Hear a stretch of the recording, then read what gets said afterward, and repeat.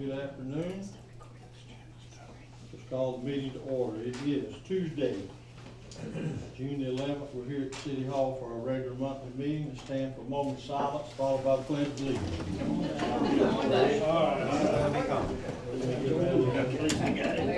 You can stand on the table. If we can. If we can. That's all right. I didn't need that name. Thank you. I pledge allegiance to the flag of the United States of America and to the republic for which it stands, one nation, under God, indivisible, with liberty and justice for all. Thank you. All right. Everybody a chance to get back down. All right. Mary, you the acting clerk? Yes, sir. Thank you. Would you call the roll, please? Mayor Kathy, Here. Mr. Pollitt, Here. Mr. Smith, Yes. Mr. Wallace, Here. Mr. Putnam. Here. Thank you. We welcome our two new council members. Great way to start, 20-item agenda. That ought to get everybody loose. And we won't tarry with getting into the agenda unless there's any council comments at this time. We'll do that first. If not. All right, we have a printed agenda, but we're not gonna go by that right off the bat. We're gonna move to a unprinted number one, which is the Atkins group is gonna make a presentation. And we will turn that over to Erin. Erin. Yeah. Good. Hi. You're up. All right, thank you. I will be as brief as possible, but definitely will leave some time for any questions, especially with our new council members today. Good afternoon, and thank you for making time for us to do the disaster recovery update to you. My name is Erin Capps. I am a principal with Atkins, and we are here to give you a brief overview of who we are, who the team is, and what we got going for you. So many of you know us and our team members have seen us around town. Again, I'm Erin. We have Rodney Isbell with us with Atkins as well. And our team also includes two small women-owned firms, Alyssa Carrier, her firm AC Disaster Consulting, and also April Salter with Salter Mitchell. And they have provided some very key and essential services to us from the beginning.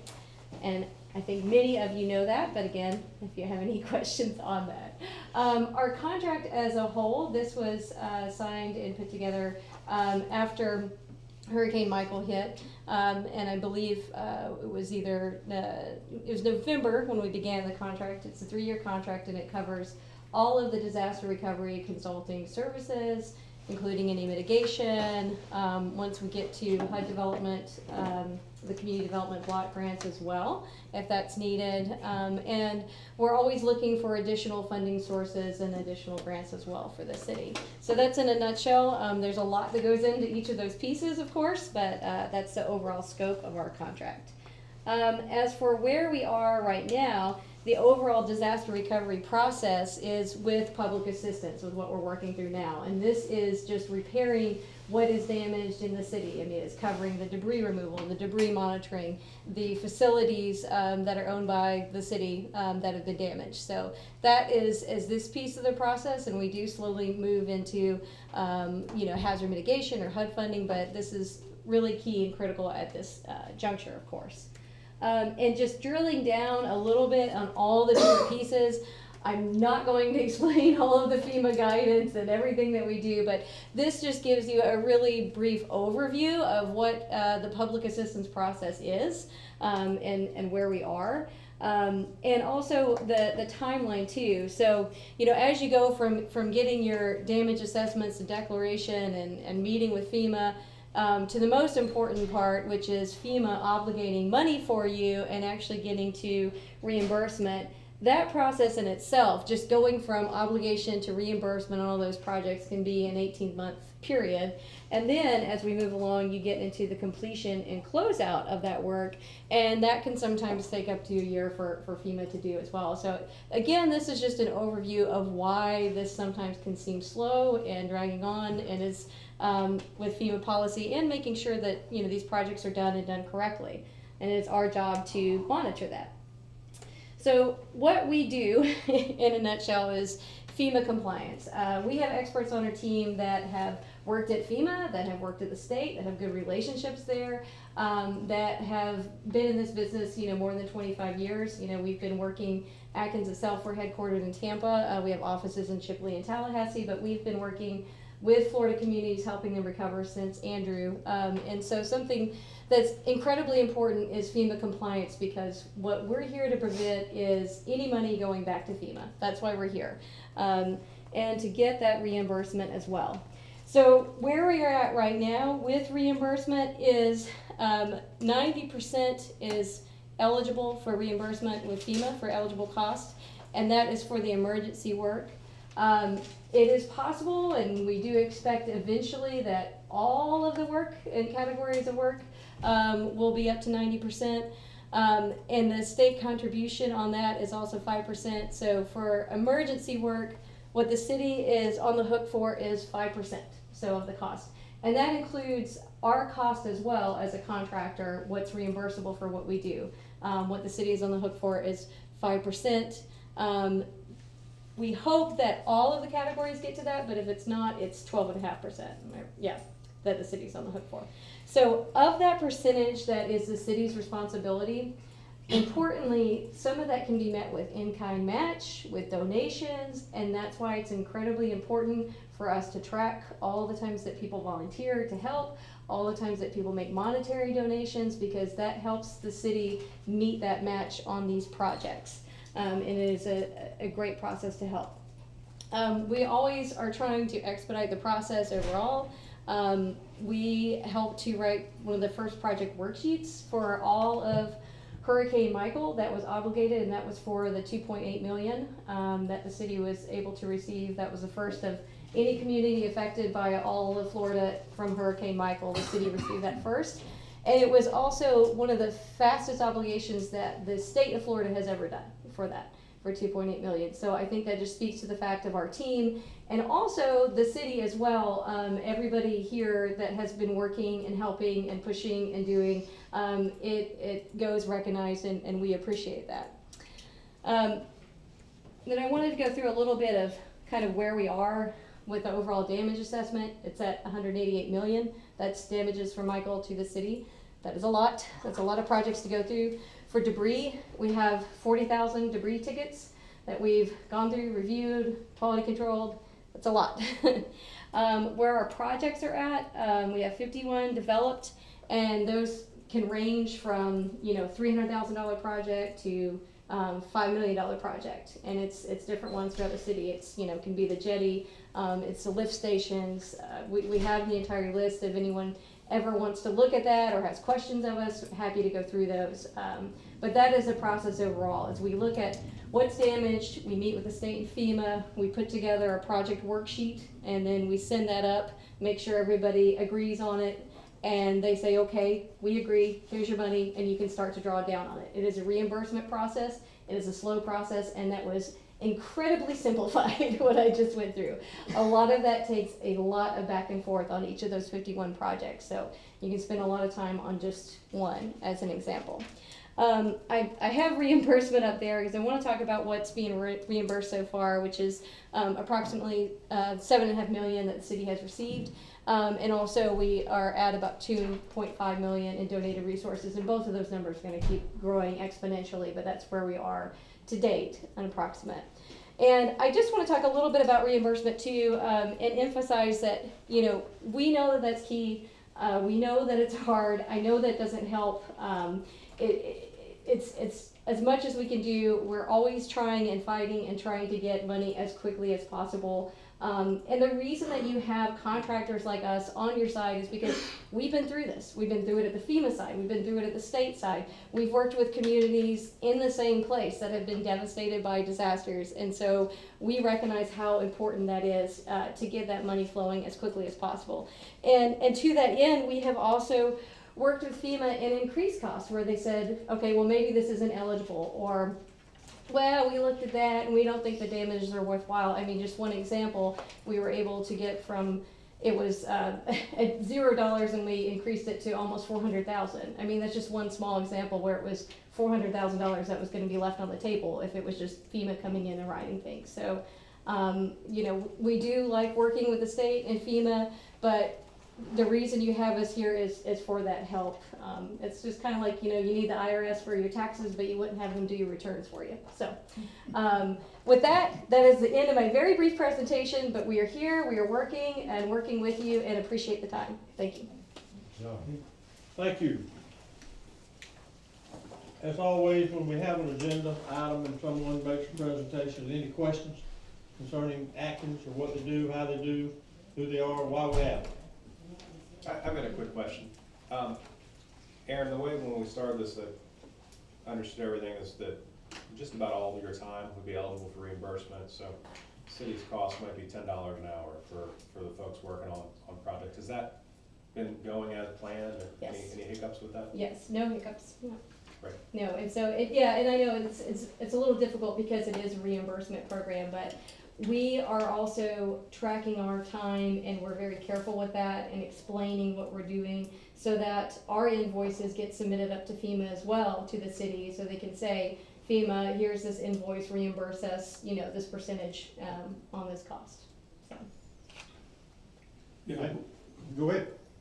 You mentioned 51 projects. Yes. How are they coming? Are any that are like in a standstill or anything, or is everything moving forward? That is an excellent question. Yeah, I can actually answer that. Yeah. When they're looking at projects, debris is a project. Mhm. You know, so there are things that are considered a project for what they're doing that aren't necessarily a rebuild project. Okay. Right now, we have a whole list of those we're actively working on. Those end up in multiple projects. You know, for example, dredging, that's gonna be multiple projects. So, we can give you the list. It may make sense, it may not make sense, but those are, all of those are work that are actively underway. Okay. and one thing I like about Atkins, I get questions, I'm sure everybody in the room here does, from one citizen to the other, whatever, that I don't know the answer to. I can run in here and ask one of these people, and I've got the answer. Boom. If they don't happen to know the exact answer, within 5 or 6 minutes, I've got the answer. And that's great, because I've got, and everybody has a stack of stuff from FEMA to read. You read it and sometimes it still doesn't make sense. So it's really good to have them that can talk my language. All right, moving on. Tanya, I assume you're handling these replats? Or these first few items on here? You Okay, ready? Okay. moving on. First one. The first one is 113 33rd Street. This is a replat request, not changing density. They're not asking for any variances from Land Development Code. Basically, these were two, a beachfront lot and a first tier lot, and the first lot is now unbuildable. And so they want to basically change the orientation of the lot, so you'll now have two beachfront lots, and then they can build back closer to the land and keep those two buildable lots. I don't know if we have the owner here. Anyone representing the owner? Lance. Coming in, okay. Hey, Lance. Hey, how are you? You're here, you're here all the time. I was hiding in the back. Oh, So, Ms. Sheila Collins, like Ms. Tanya said, she has two lots now. One of them's unbuildable because of DEP's build to line that they've established from the pre-existing house. They're not allowing anything to go any further seaward than what was there prior to the storm, which was not the case before the storm. They would have allowed the house there. So now in order to keep the two lots, they're looking to rotate the lots and have two shoreline perpendicular lots meeting setbacks and same density they had prior to. Questions? Okay, you just actually just swap it around. Yes, sir. Yeah, Yep, it's change going the- from two shoreline parallel parcels to two lots to two shoreline perpendicular lots. Okay, sounds good there. Now, in this drawing here, you got me a little worried now, you're gonna have to explain. That it to me. drawing is not part, that size house can't even fit there. That was prior to the conversations with DEP. That's obsolete. What is active and correct would be this, that right there, the flat. So they can only have, I wanna say it's 38-foot depth, 38 to 48-foot depth, whereas that is, yeah, that shows 48 there, but they can't have the pool the way that it was shown. So that's a little bit different. That was in preliminary correspondence with DEP. That was drawn for nothing but establishing that build-to line, which has since been set to where the lot 8, I believe it was, would be unbuildable. Okay, so the easement mentioned would be at the back side of the lot? On the landward side, yes, sir. The easement to get to the parcel B Right, is right there, yes, sir. and they're planning on just building on one lot? Two And lots. whatever sell up, they're gonna have to build two. Both lots would One be, house on two lots? both lots would be buildable. There'd be one house in I each lot. understand that. With Yes, proper sir. setbacks, et cetera. Oh, yes, sir, and the setbacks are shown on the plat. Okay. Okay, I'm fine. Did planning and zoning look at this? Yes. Me too. What was their I think recommendation? planning and zoning recommended approval, Yes, that's my ma'am. understanding. Let me backtrack a minute, as I usually do when I get started on these. We need to open a public hearing for the sake of the record, showing that the request for replat at 113 33rd Street, and give anyone that's in attendance here an opportunity to speak about this item, so we'll do that at this time. Is there anyone to speak? Anyone from the public to speak on the request for replat at 113 33rd Street? All right, we're gonna close then the public hearing, and we'll move, as we just did, to the table for questions. Any other questions, comments from the table? All right, Chair will entertain a motion. Make a motion to approve the replat of 113 33rd Street. Second. We have a motion and a second. Any other comments from the table? Call the roll, please. Mayor Kathy, Yes. Mr. Pollak, Yes. Mr. Smith, Yes. Mr. Wallace, Yes. Mr. Putnam. Yes. Okay, Mayor, now that that's been approved, we'll have to work with the applicant to get it in a recordable form. We'll just update what's on the survey, and then it'll be all consistent with property records and good going forward. Good deal, thank you. Right. I'm gonna get out of the way. all right, next we have a request for a replat at 104D South 37th Street. We're gonna open a public hearing to allow the public, and I think, Tanya, if you would, just give us a brief sort of overlay of what we're looking at here. This is, 3 units prior to the storm, they want to reduce density and build back 2 units. They're not asking for any variance, to any code, they just want to lower density from 3 to 2. Okay? Public hearing is open for those who want to have any comments on this request at 104D South 37th Street. No one? Public hearing is closed. Move to the table. Questions, comments? Okay, are we going back as a joint building? Yes, I don't see anything that says they're not going to be attached. They're not asking for any changes to setbacks. Well, you know, They're, still looks like hard, they're still hard still, to do it, they're just going from 3 units to 2. but we go in. Planning and zoning approved this. Yes. I think they did, yes. Sorry, I wasn't at that meeting. The prior and this one were both approved, unanimously, to recommend approval. It's about all good, Carol, you'll just want, they're just making the two, they're two bidders, that's all they're good. They will be attached. Larry's saying that will be attached. They will be Okay. attached. They just have more space. You're going from 16 feet to about approximately 24 feet. Something like that, whatever the half of 16 is, 16 and half of 16, what's 16 plus Now, will, Come on. will other people be able to attach to your place? that? It's actually there, Biden's 2 or 3 down, I just happen to know well what's happening, there's four townhouses there. They own 2 and they bought another one. The one on the end is gonna be a VA foreclosure, nobody knows what they can do about that. But they're for it. All they want to do is make theirs bigger, blowing it. Chair will entertain a motion or further discussion or question. I make a motion, we accept. Okay. Replat. Yeah. For the record, make sure that we identify the parcel. 104D, 37th Street. All right, motion is second. Any further comments?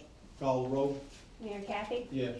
Mr. Pollock, Yes. Mr. Smith, Yes. Mr. Wallace. Yes. Mr. Putnam. Yes. Okay, again, we have, a variance request at 604 Fortner.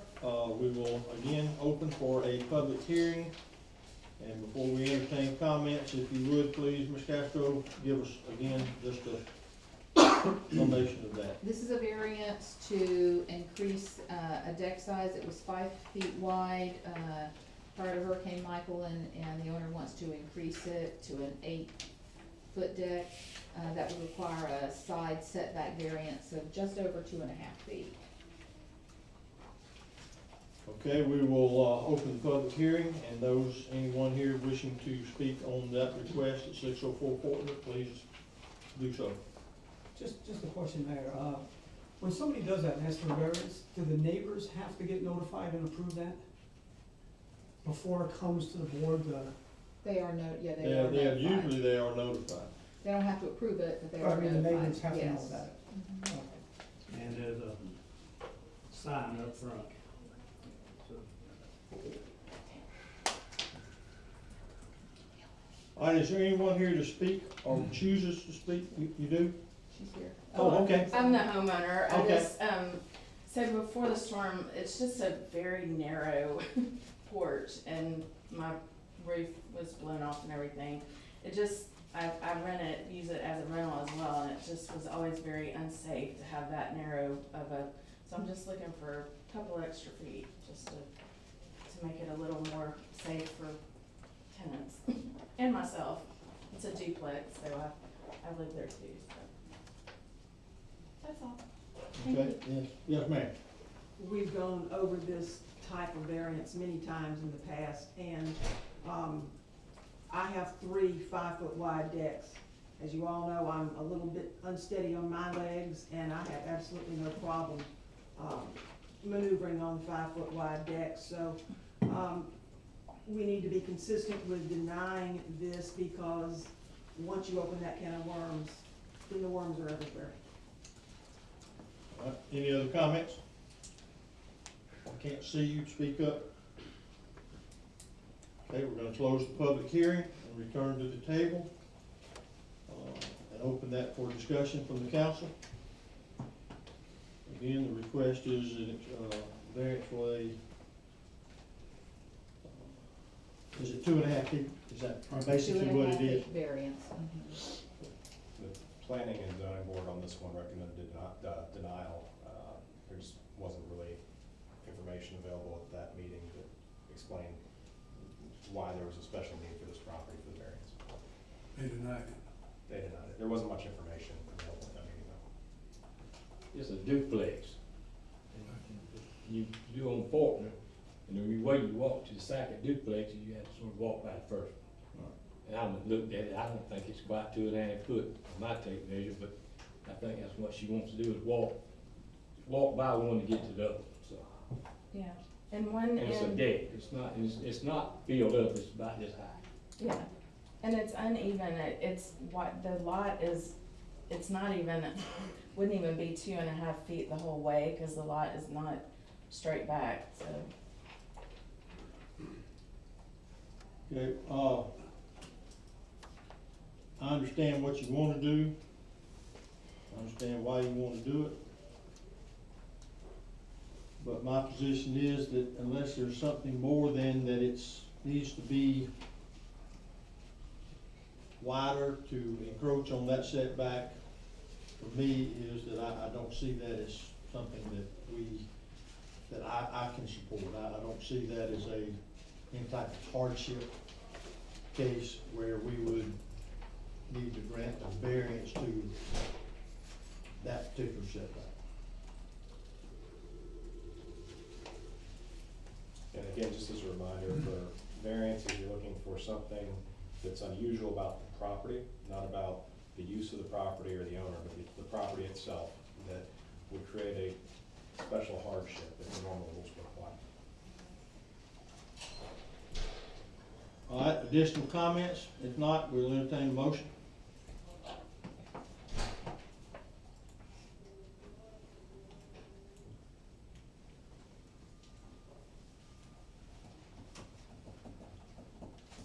If there's no one that wants to make a motion for approval, please someone make a motion for denial so we can have a clean record on the site. Make a motion for denial of 604 Faulkner Avenue on the request of expanding from 5 foot wide deck to 8 foot deck. All right, motion for denial, is there a second? Second. Have a motion and a second, further discussion. Call the roll, please. Mayor Kathy, Yes. Mr. Pollock, Yes. Mr. Smith, Yes. Mr. Wallace. Yes. Mr. Putnam. Yes. Okay, motion is denied, 5-0. Again, moving on to 1002 Highway 98, there's a variance request. We will open the floor for a public hearing and again give a summary of that request, please. I'm here to represent the owners. Okay. Just a second. And I can tell you that we had several, versions of this, so it's not quite clear to city staff exactly what you guys want, so we didn't do a staff report, so I'll let the. You're gonna defer to him? Okay, first for the record, your name and your address. Christopher Kamak, our address here is 1002 Highway 98, Unit 4. I'm a resident of Milton, Georgia, outside of Atlanta. We had it was 4 adjoining townhomes there between Sharon's Cafe and Gulf Foods. We were built, each one was 16 feet wide, the lot was 75 feet deep, and the buildings were 34.5 feet deep. So the setbacks we had there, I think we met what they were at the time that it was built. Our understanding of what the new residential and general commercial setbacks are now are 12 in the front, 10 in the back, that's 7.5 on each side. But as we're each 16 feet wide, we can't build with 7.5 feet setbacks. So we're asking for a variance to the side setbacks so that we could take advantage of the residential and general commercial existing setbacks. Are the only setbacks that are in question are the sides? Yes. No front and rear, simply the side? As we understand it, they're 12 and 10, and those work with us very well. It's actually 20. 20, that's right. But is it, Yeah, that was the council, you had that on your last meeting, we were clarifying that, that was since then, Tim pointed out, and it's in the package, there's something that defines a different setback for residential in general commercial, and it was in the 2.02.07 setback section C. That's what you guys clarified in the last meeting. 'cause it Yeah, had that's, two that's different- from, that now has been changed, but again, we varianced building back in the same footprint. So technically, I don't see where that comes into play. They could build back to the exact same footprint, but you guys are wanting side setback variance as well, correct? The new setbacks are larger than our pre-hurricane setbacks. So we'd like to take advantage of the larger front and back, but I think we would need a variance to the sides. Yeah, the front hasn't changed, it's still 20. Okay. That was an error in the, Right. Okay. in the elder. But there's an guidance. additional 8.5 in the back.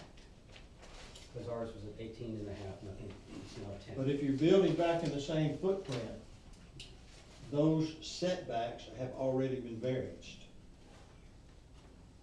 Is my point. Are you building, are you gonna put the new building on the same footprint as the old building? I think the new setbacks are larger than our. Don't worry about the setback, I'm worried about, are you gonna build a building that sits in the same footprint as the old one? Yes. Yeah. Well, then, It's a moot point. I'm not sure that's Well, what you're wanting to okay. do. oh, You're wanting to, And I know this is confusing. you when we want, talk you about want it. to limit your side setbacks on those 2 units on the end. I think Right. all of them would need it, wouldn't they? All 4 units? Well, they're attached, so you only have you only be concerned about side setbacks on the 2 on the end. Okay. It was my understanding you guys wanted a variance from the side setbacks for the 2 on the end. Mhm. And then you wanted to be able to build a deeper structure with the 10-foot setback in the back, because you had more than 10 feet in the back. Is that allowed?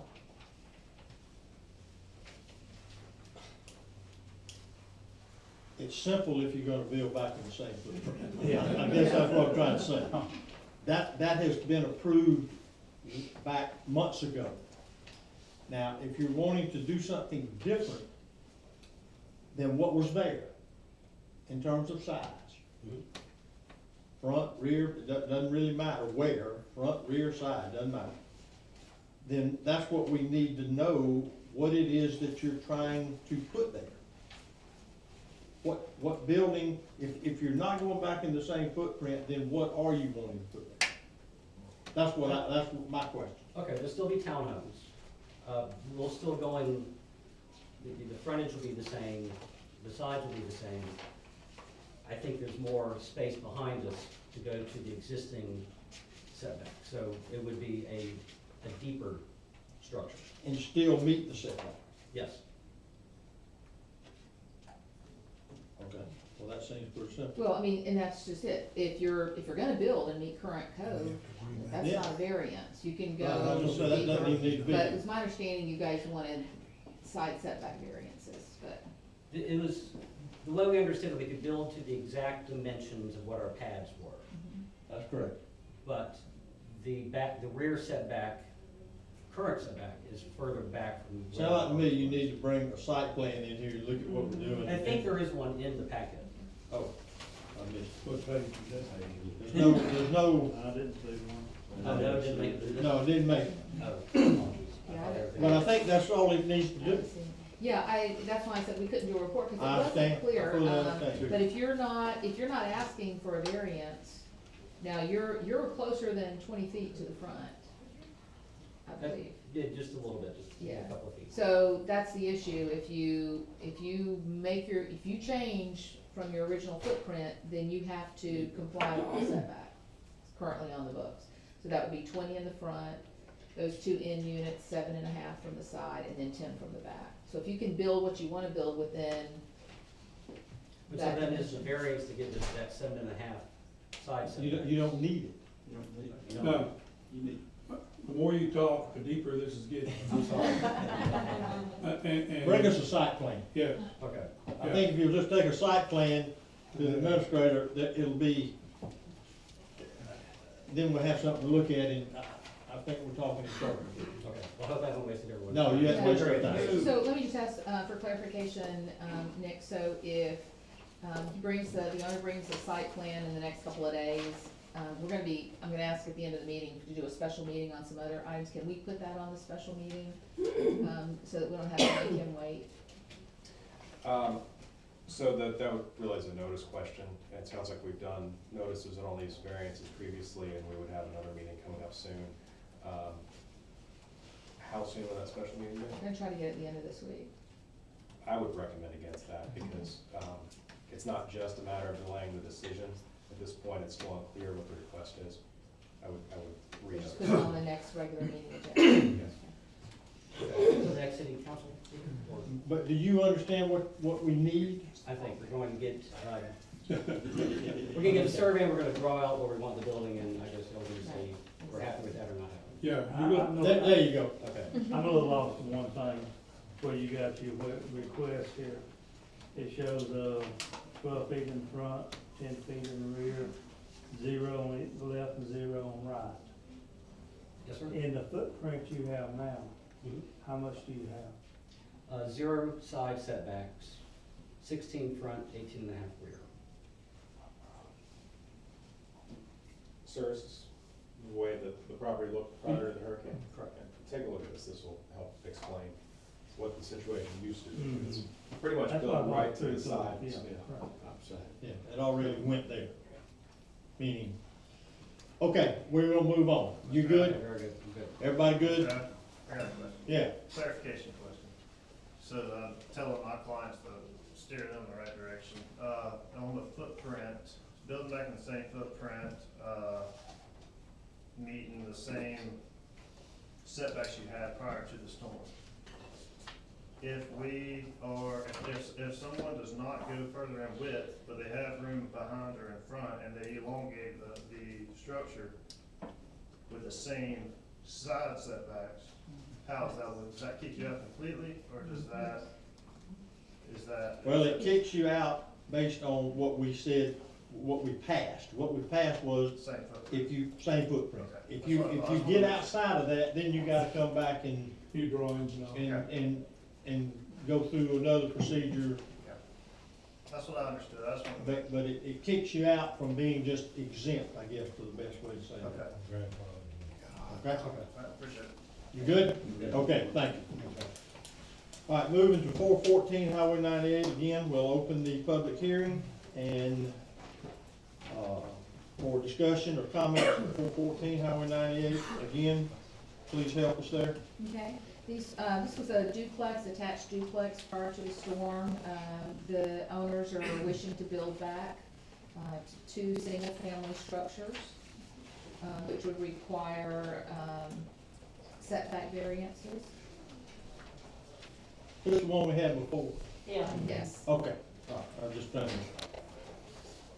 All right, we'll open the public hearing, for discussion or comments at 414 Highway 98. Yes, ma'am. I'm the owner of one half of that, and, I don't know, can you see the picture? It's kinda, And you're, is this bigger so they can see it? It's in the. It's in here. The 2 pages I handed you before the Yeah. meeting. It's a little, We sent that to you this morning, so you guys have it. I don't know if you- this is bigger. Yeah. Here's some big. You can't see that little picture. Anyway, for the record, you're Deborah Willis. Deborah Willis. And I've owned the property for 16 years, and it was built back in the 60s. And since then, it's totally surrounded by single-family homes. And the whole structure was destroyed in Hurricane Michael. And what we would like to do is to build back 2 single-family homes. And the lot is very narrow, it's 50 by 150.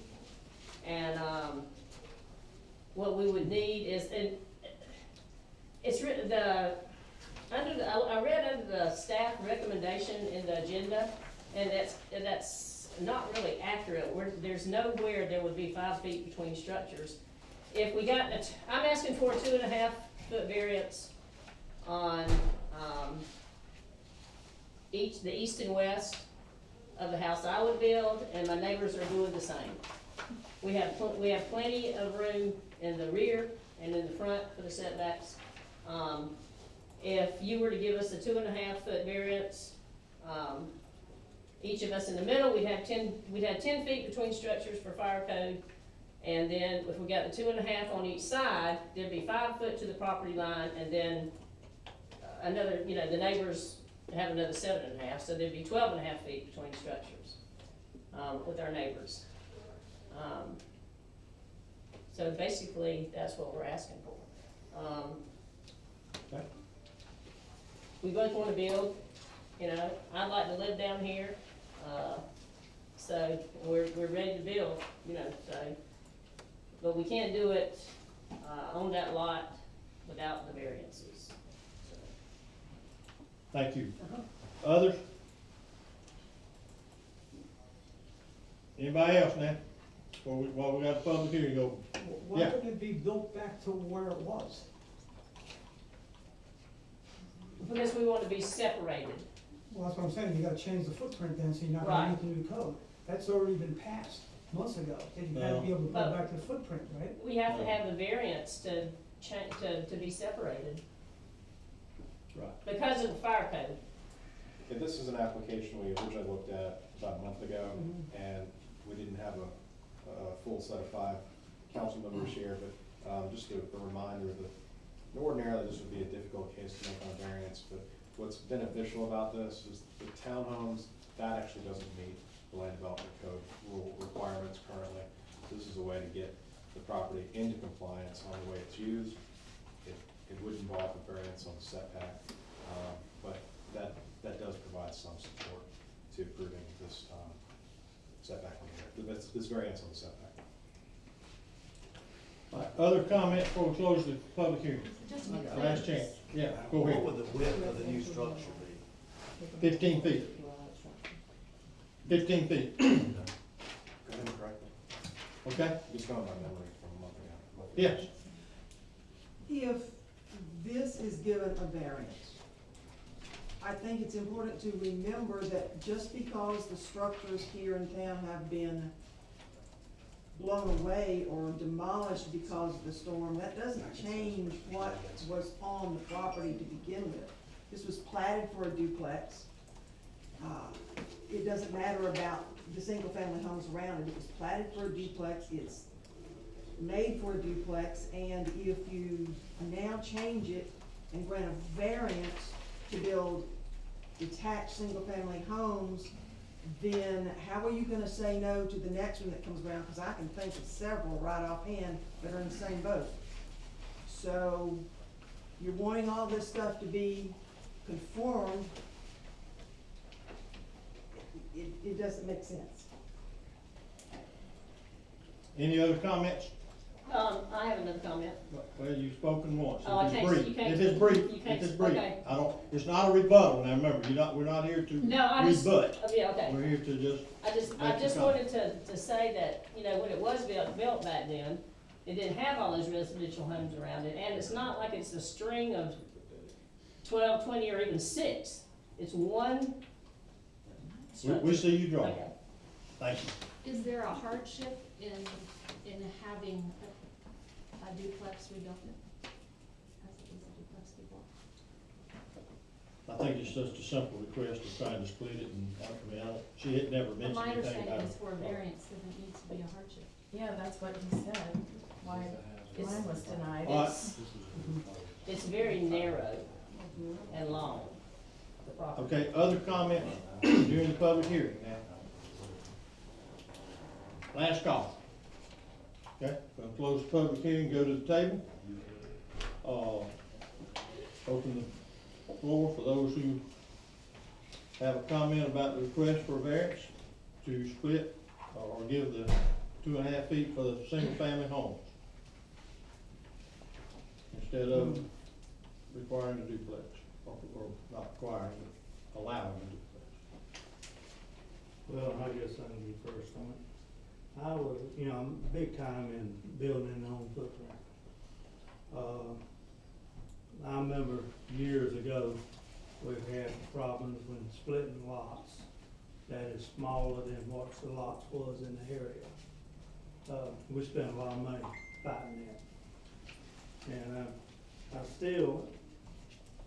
I'm not for splitting a lot in half and being less than what the other lots is in the area. I do believe in building back in the footprint, so they can get together and build a townhouse together, and a duplex together. I think that'd be the best way to do it. And I'm in agreement. I think our concessions were built back in the footprint, and if we start going out of that, whether it's a narrow lot or a big lot, I think you'd open it up for a lot of people going to, build a single family home and have it separated. I just don't think we need to go down that road. Yeah, if we deviate from building on the same footprint, then we have to go to the new standards. And if we maintain that for everybody, then it's the same every time.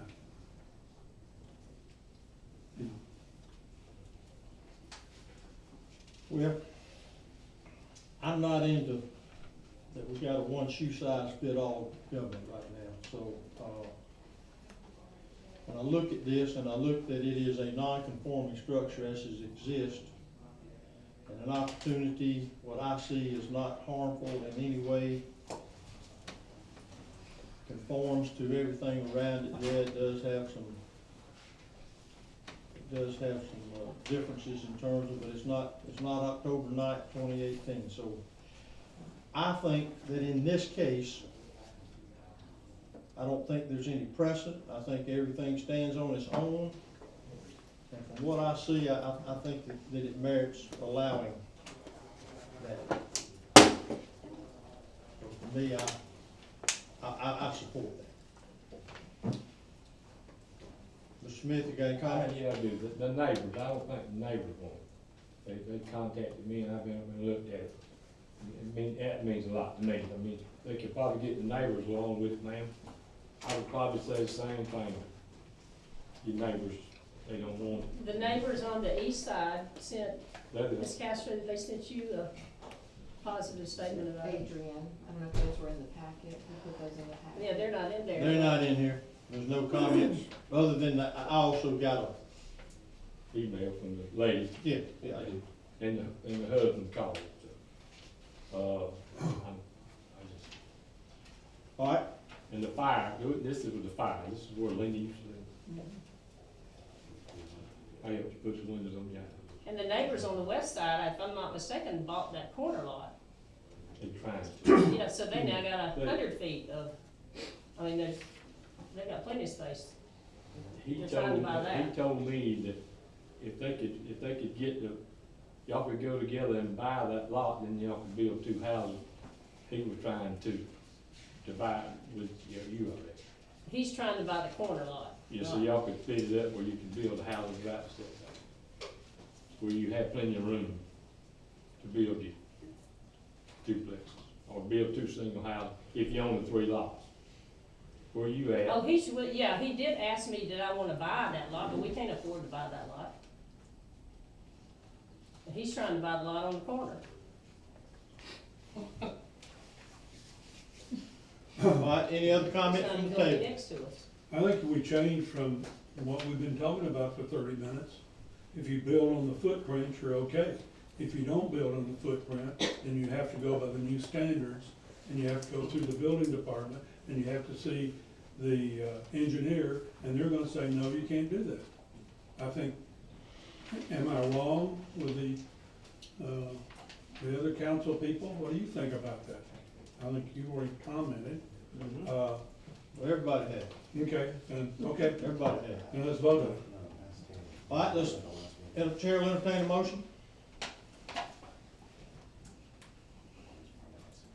I make a motion, we deny the, request, 414. 414 Highway 98. Okay, we have a motion, Second. we have a second. Any other discussion? Call the roll. Mayor Kathy, No. Mr. Pollak, Yes. Mr. Smith, Yes. Mr. Wallace, Yes. Mr. Putnam. Yes. All right, next is the 103 36th Street land use change. We'll open the public hearing for discussion of that after we get a review. Okay, this one, if you guys remember where Frost Pottery used to be, that lot is tourist commercial. Which means when a structure is rebuilt there, they're gonna have to conform to commercial code, which means additional parking, stormwater management, all the things that go on with commercial development. So the owners have asked, they also own the lot directly behind that lot, and they're just asking to rezone the lot directly behind it to tourist commercial as well. It's currently high-density residential, to rezone it to tourist commercial, so that they would have that extra space, and I think the owner is here. All right, we'll open the public hearing. What you got, Mr. Jack? I'm Jack Corey, and we're with my realtor friend Zach, and appreciate y'all's time, and the recovery efforts have been amazing thus far. But this situation where I've got a little better handouts, again, this was, we've kind of saved through the years the vacant lot behind the Frost Pottery that was a commercial building. And the second page on this will show that even with that small retail business, that there was they used a little bit of the lot behind this just for inventory and whatever. But, in essence, we were hoping to rezone it to have a larger commercial option for retail business, whether it be a grocery store or a good restaurant, or even considered maybe a medical walk-in type facility. But in essence, we were hoping to, in light of the new codes for any commercial, which I feel would be a good economic stimulus in that region, you need more space to conform, so we thought putting the two together would be a good thing. You wanna add anything to that, Zach? That's pretty much it. We're so limited in Mexico Beach, any 75 by 100 lot, you really can't put anything commercial on it. So if you don't have more than one, we're probably not gonna see anything commercial there, as we haven't seen much commercial built in the last 10 years because of that. I understand that, going into commercial into a residential neighborhood, there's some downsides to that, but if we wanna get some commercial added in Mexico Beach, we've gotta figure out some places where we get a couple lots together. Okay? Yes. I have the property that's adjacent to that, and of course, our realtor was Highway 98 real estate when we bought it 3 years ago. It's 102 South 36th Street. Where are you on this map? You right back here? Right here. Show it to me. Right here? Oh, Across the street. Across the street. Across With the X. Gotcha. Yeah. Okay, go ahead. And my concerns, would be, exactly what is going to go on the property, because when Frost Pottery was there with that, people were parking in our driveway and in our lot. So my concern for the future of what's gonna be on that with adjoining the two lots for commercial, is there gonna be enforcement to have a parking lot put on that facility so that people are not on our lot parking for the business? Can I try to answer that? Well, no, just let her ask that, and naturally, in the LDR, if you have a business, then you have to provide adequate, the right parking spaces on that property. Mhm. So, And it didn't have adequate parking for the business that right, was I think currently that's there. been, well documented. And others too. So, yes, Ron Atkinson, 102 South 35th Street. I'm right up against Mr. Corey's property on the other side. Okay. I have a problem with it being zoned, changing the zoning, because you're basically putting a business in the basic residential neighborhood. I'm sure nobody wants to change the zoning in you guys' neighborhood to, for a business. I just have a problem with what's gonna go there, first off. And I understand making the larger, but last year on 15th Street, the council declined zoning change between Rustic Sands and the next street because no one knew what was gonna go in there. I would ask that you do the same here until you find what's gonna go in there. I don't want a bar, in my back door. Thank you, sir. Others? If I could, just a procedural comment. So, there are already ordinances prepared if you are intending to approve this, but really what we'd be doing today is a first reading of an ordinance. This is an approval denial stage on this particular application. I don't think that the ordinance, is the ordinance in the packet? Yes. It is, okay. Yeah. So, Oh, wait, no, no. the conversation is great, so but we're really at the first reading step. Well, we're not at the first reading step if nobody wants to read it. That's true. So, I think that's what we need to decide first. Is there other comments before we close? Yes. Russell King, 116 South 36th Street, and we'd rather not have commercial getting closer to us. Everything except for the one lot, except for Ms. Frost, is residential on both sides of the street. So I think it'd be a mistake to make more commercial there. Yes. I just wanted to make a comment in regards to the size of the existing commercial property. If that were to try to support a new, commercial zone structure, you have to have room for since it is next to residential, you have to have room for a buffer. That's right. And you also have to have parking, that's essentially impossible. And a 20-foot buffer. Right, somewhere around there, and that's essentially impossible on the lot that they have now, and would result, even if you could probably show a reasonable amount of parking, you would end up parking overflow trying to utilize that small of a lot for commercial as it is. Unless you built it back in the same footprint. Lance, Okay. Lance, you're talking about 20-foot side and back? Or anything adjacent to a Anything residential adjacent, parcel. if it's non-conforming zoning categories, you have to have a buffer. Before we close the public hearing, anyone else? Yes, what you need? No, just, that's gotta go down this camera. Pass it. Any other comments before we close? Do it? I'd like to say something. Well, you're sitting right behind me. So speak up. Larry Burns, I had a house on 37th Street that, got blown away during the hurricane. We can go back on the same footprint thanks to the mayor and the council here, but it's gonna be a mess because, you got 40 people gonna build, there's no conformity. So I bought a house on 106th Street, 150 feet away from where he wants to zone. I bought a lot, not a house, and intend to build a house there, but, it's gonna be a mess. If you put commercial there on Highway 98, it's gonna slow things down. And there's not a person, I've talked to most everybody that's not here that's in agreement with this. Nobody wants it up and down 36th Street. Now, I ain't in love with just, one piece of property. If you guys are gonna change 36th Street, I kinda want mine changed too. And I just build some apartments selling and go on down the road and find me another place.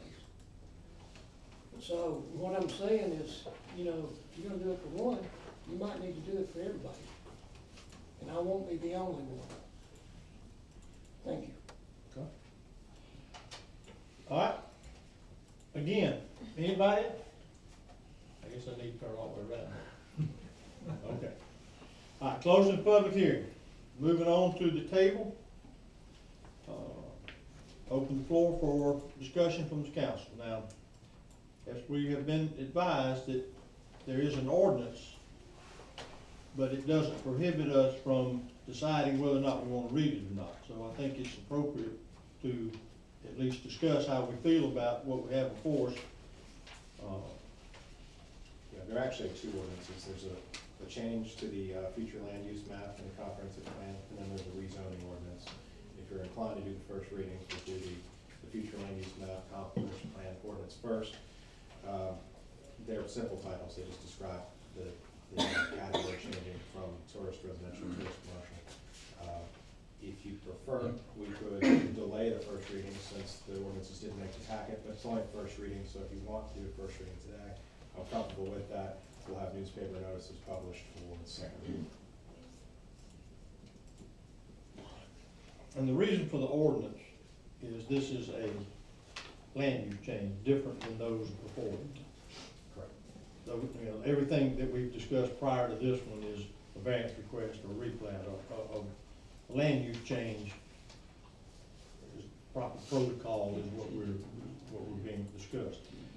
I still think that in the decision of whether to even have a first reading, there's different ways to do this. And if we don't get a motion for a first reading, I guess in itself it says we don't agree with it. But I think it merits discussion, because it's on the agenda, the way it is on here, and so I'm gonna open the table up for those that want to comment, and then we can decide if we want to proceed with the reading. So, it's a long meeting, so don't sit quietly. Well, short and sweet, I wouldn't be in favor of it. I think it, starts changing too much in the residential part. I lived on 27th Street, and, it would just bother me if it kept getting closer and closer. Well, if there's anything we need here, it's more commercial property. But if I lived on South 36th Street, I'd be against it too. So, that actually says absolutely nothing.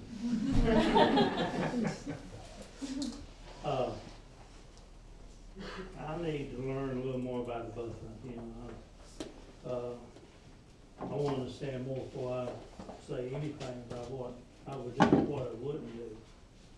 I need to know what it is I need to study up on before I do anything with it. So you think it'd be better just to table this to the I next think meeting? so, because, I agree. again, before I say anything, I want to see what I'm talking about. A lot of people say I don't know what I'm talking about most of the time, but I need to know. I agree, both.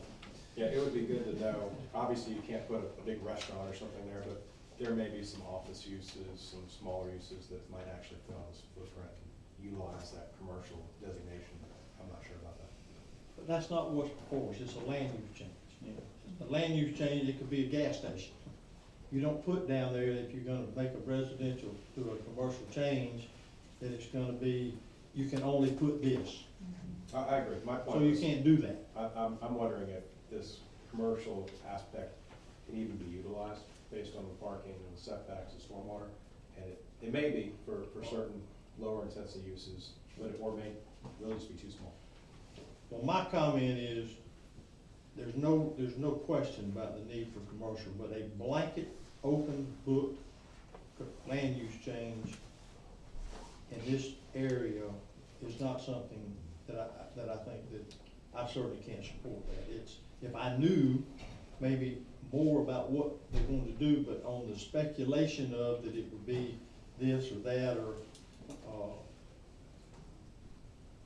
and when you're as old as we are and have had as much history of land use change opposition, I just can't see supporting this, and I don't really see, unless there's more support for it than Councilman Pollock, I don't know why we wanna do anything else different than just say, move on. But I respect what you wanna know, but do you think that the buffer would change? I don't know yet. Okay. I need to know about it. There you go. Yeah, what could they build back the way it was, the way it is now, the way it was Frost Pottery? They had a house. How there. so? So they could come right back with something as a commercial property. It was a gift shop kind of store, gourmet food store years ago. Yeah. Yeah, I mean, that's right, it could come back, that's what I said earlier, He could build back something there if he wanted to. Now but he wants the other commercial lot for. yeah, Something expand larger. the possibility of doing something different. Can I make one comment, or is it not covered? Just a second, just a second. I don't think we need to change it. Do you think we could deny it today? Okay, what you got? I wanted to suggest that obviously the unknown factor is big. What if we withdrew the application maybe at this point and rather not get a no vote if it's not clarified? Come back, Zach would put it on the market if they were just, if we find enough interested in a commercial arena to make a contract subject to land use change, then you would have a site plan, you know what the business would be, and then if the community wanted it, then we could go for it. If not, then we would back off Jennifer. But at least you'd have a site plan on the next one. We didn't have a site plan because we're not sure, we know what we prefer, but we can't guarantee what application might come forward to y'all the next term. So it makes sense to me if I could withdraw it and let this just be a discussion of the matter of sorts, and then we'll come back. Perhaps. Which one? Why don't we do this? Why don't we do this? Why don't, you wanna table, make a motion to table? Is that what you want? I mean, that you said earlier, we can do that. And he I can make do a whatever motion he to wants. table. All right, we have a motion on the floor to table the item. Do I have a second?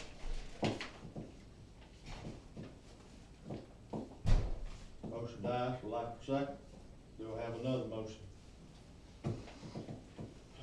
Mr. Cordy, did you intend to withdraw it right now, or is that just a idea you were Well, pitching? You're always entitled to withdraw. no, the more we've thought about it and hearing the concerns and the good questions, it would make more sense to have a site plan in hand, yet we can't manufacture one because the property is still a residential scenario, and we've saved it to work in cahoots with that front lot because of the commercial potential. So, I'm fine with waiting until, if we test the market and it proves that a good retailer wants it, then you would have a site plan, and then I think it could be addressed more clearly and more fairly at that juncture. I think that right now, from what I hear, it would be denied if with no evidence of what's gonna go there. So is that a formal request to withdraw it? Can I ask a question? Just a minute, let's see what's, I'm trying to figure out a way to row the boat. Let's go. Are we formally withdrawing it? Yes. Yes, I think so. Okay, all right. Now, you got a question? Was the intent to put the property up for sale? Yes. Oh, yeah, Now? we're not in Okay, a, so the two lots are going up for sale? most That's what I likely. needed to know. Thank you. So that really doesn't address the change in, It addresses everything, there's no request. okay. Addresses everything. Thank you, guys. You through? Yes, dear. All right, catch my breath here a minute.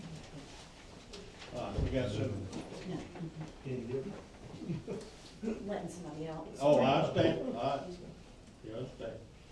He is chair. We got an extra chair. Me and you are gonna do dancing. Got an extra chair. There we go. All right. Next is the, where am I? Number 7. All right, St. Joe Company is here for a, land use and comp plan amendment. We'll open the public hearing. And, Tanya, if you would again, give us just a,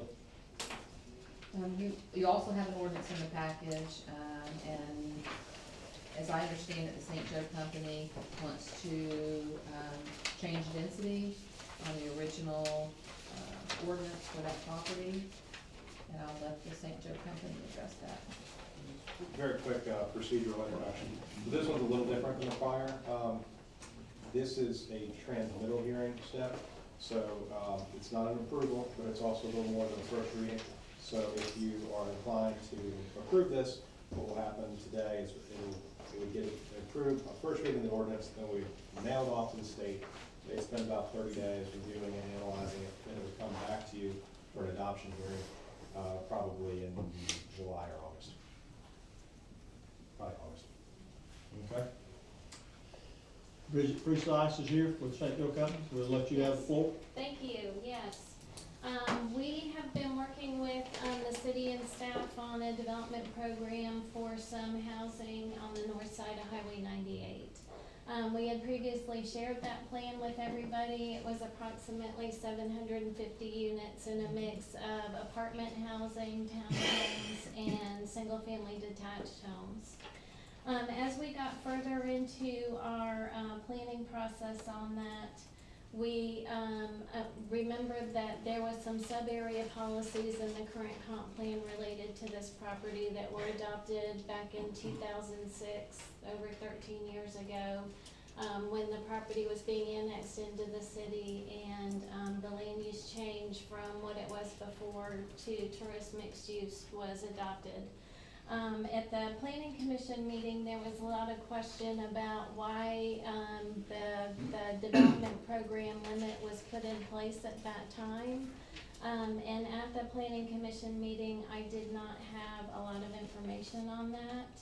I do have a little bit of information on that, and as you guys are all aware, the growth management law has changed over the years.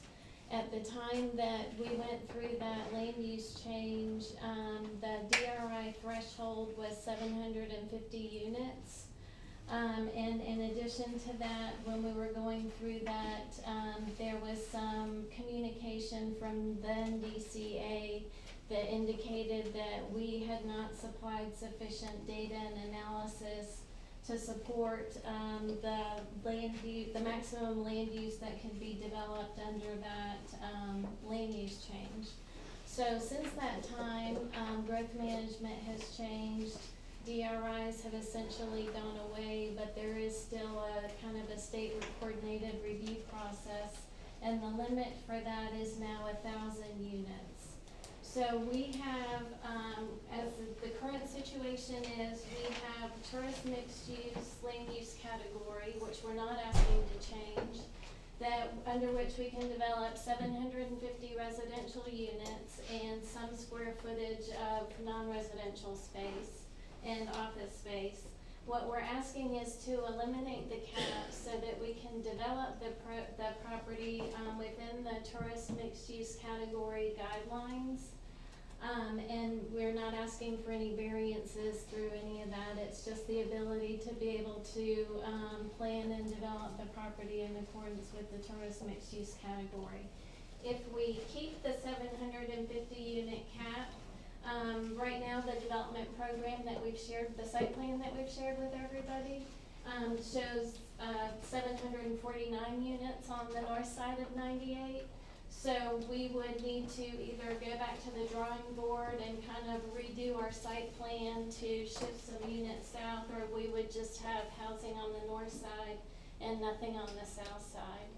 And our goal for, our vision for this project has been, as a result of the hurricane, primary housing and a mix of housing to help support the rebuilding effort, Tyndall rebuilding. I know you guys are all aware that the disaster relief bill has been signed, so there's going to be a lot of people and a lot of focus on this area needing some place to live in order to get the work done. We know that we're targeting kind of the workers and the workforce and Tyndall airmen and families, so we're very sensitive that we've got to be delivering something at a specific price point to make it affordable for everybody. If anybody has any questions, I'm happy to answer or. What's the price point? Well, we know we can't be over $250,000 for housing, but for, we'll have the mix, so we'll have apartments that'll be a mix of 1, 2, and 3 bedrooms. We'll have townhomes that'll be probably a mix of 2 and 3 bedrooms, and then single-family detached homes that will be probably a mix of 2 and 3 and 4 bedroom units. And the price point for those units? We haven't broken it down, but we know we need to be in that below $250,000 to serve the demographic that we want to serve. What about the rental price point? Have done some, apartment studies, and we haven't, we don't have all that information. A couple of, this is kind of the first step in our process to, put together a development plan for our overall property here. We still need to go through a PUD process, and it's at that time that we'll be coming back through this, public hearing process with a detailed, specific site plan, a detailed development program, and we'll have a little bit better information on what, specific pricing and price points that we'll be, wanting to achieve. Go ahead, Jim. Yes, sir. My name's Gary Woodham. I live at 113 North 38th Street. See the road coming down right there? Where, no ma'am, where you got your outline, that is the road. Oh, here? No ma'am, coming down to, the road coming down back into 36th Street where you've got your black line down there, please? No, over there, ma'am. To your left, right there. That is the current road right there where it is. I spent 28 years in law enforcement in Atlanta, and I saw low-density housing like this go to high-density housing within 6 to 10 years, and this lady's already given us a price range. Everything went to low rent housing. Our crime rate went through the ceiling in Atlanta. I live right there, and I represent about 25 families. I've talked to everybody over there. We are totally against having high density in that area right there. It depreciates the value of our property. It creates crime in the community, and our city does not need to have that kind of problem to face as we grow. The road coming down right there, I was on this council. I was part of the council that annexed the 550 acres into this city. And at that time, St. Joe Company told us, do not build a permanent road over near there because we're going to move the property at different times. All right, the bridge was being put in, so the city agreed at every meeting I ever came to that as soon as the bridge was built, the road coming down from 98, which y'all are talking about using now to come into our property over there. Yes, ma'am, that road over there was supposed to be closed off. That's always been what's said. It has never changed. Now, I don't know why all of a sudden the road is not going to be closed, but I can tell you, I know of about 200 people in this city that are going to raise Cain because that was never approved by the citizens in this community. And I can assure you, we're already right now over there. I'm the only person living on my street because we lost everything we have. Right now, we're inundated with big boat trailers and boats coming down through there simply because they don't know where they're going. And if the road was closed over there out of our little community like it was supposed to be, we all bought there with the idea that we had a quiet, nice neighborhood. Unfortunately, most of us lost everything we had and are just trying to get it back like it was. Please, folks on this council, do not support raising more families in that area or allowing that road not to be closed. Y'all creating, I say y'all when I say that the council allows this, will allow that community to really go downhill, not to improve anything in our community. And I'm not the only one that feels that way. Like I said, I've talked to at least 20 families who own property right there in that area where I am because I'm the only one that lives there. And I just don't think y'all are treating us right. I think y'all are taking advantage of the situation where, granted, that you can put people in here from the military. I don't have a problem with that, but keep in mind, with the military, I was in the military, that most of the people who come in here in the military are transit. They're here to 3 to 5 years. They leave. They're not here permanently. You don't see them keep them here. So we're creating a situation where we're going to have a lot of problems in the future. Yes, sir. Thank you. Appreciate it. Other comments? Yes. Yeah. Reading the prior ordinances, and Joe Company can spin it however they wanna spin it. Basically, in a nutshell, they were given land, annexed in 750 dwellings, and now they wanna move it up to 972 dwellings on that side of the road. Spin it however they want. You've seen what they built all the way down through. They wanna put in as many units as they can, and they still have the other side of the road where they can expand over there. So you shouldn't do anything besides leave it the way it is at the amount of units that's there, 750. To me, that's an insane amount to start with for this community. That's absolutely insane. But I don't know what you can do about it, because it's right here in the ordinance that you guys approved way back when.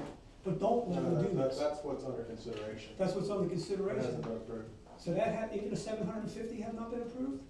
Yeah, 750 oh, was yeah, approved. yeah. What's on your phone is the. No, exactly, yeah, but that's what they wanna do. They wanna get this up to more. 750 is too many. Don't let them do this. You know what it is. It's the bottom line, it's all about money. Mayor, just for clarification, I think that number you gave was for both sides, the increase? Yes, the 750 now, sorry, is for both sides, and then the 972 would be the maximum for both sides. Yeah, just some clarification. So the tourist mixed use category, it allows 2 units per acre. That's not a lot, but where you see the issue of maybe some high density is it can be clustered together. So some spots can have a lot of those units, and other spots will just be woods and natural areas.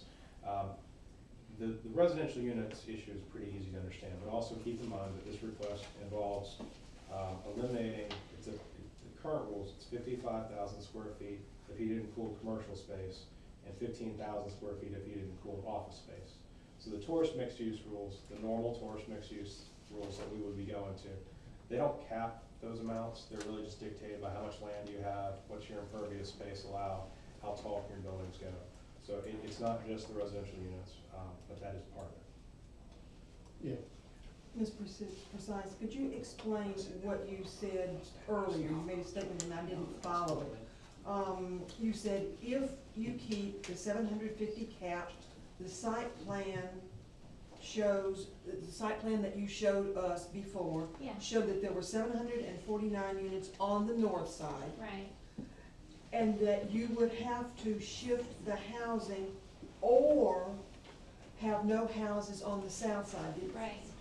Did I get that correct? You did, yes. 'Cause Okay. if we stick with our current site plan that we shared with everybody, all of the residential units that we are allowed to build would be on the north side of 98. So there would be no residential density under the current comp plan that we could build on the south side, because we would have built it all on the north side, unless we updated our site plan.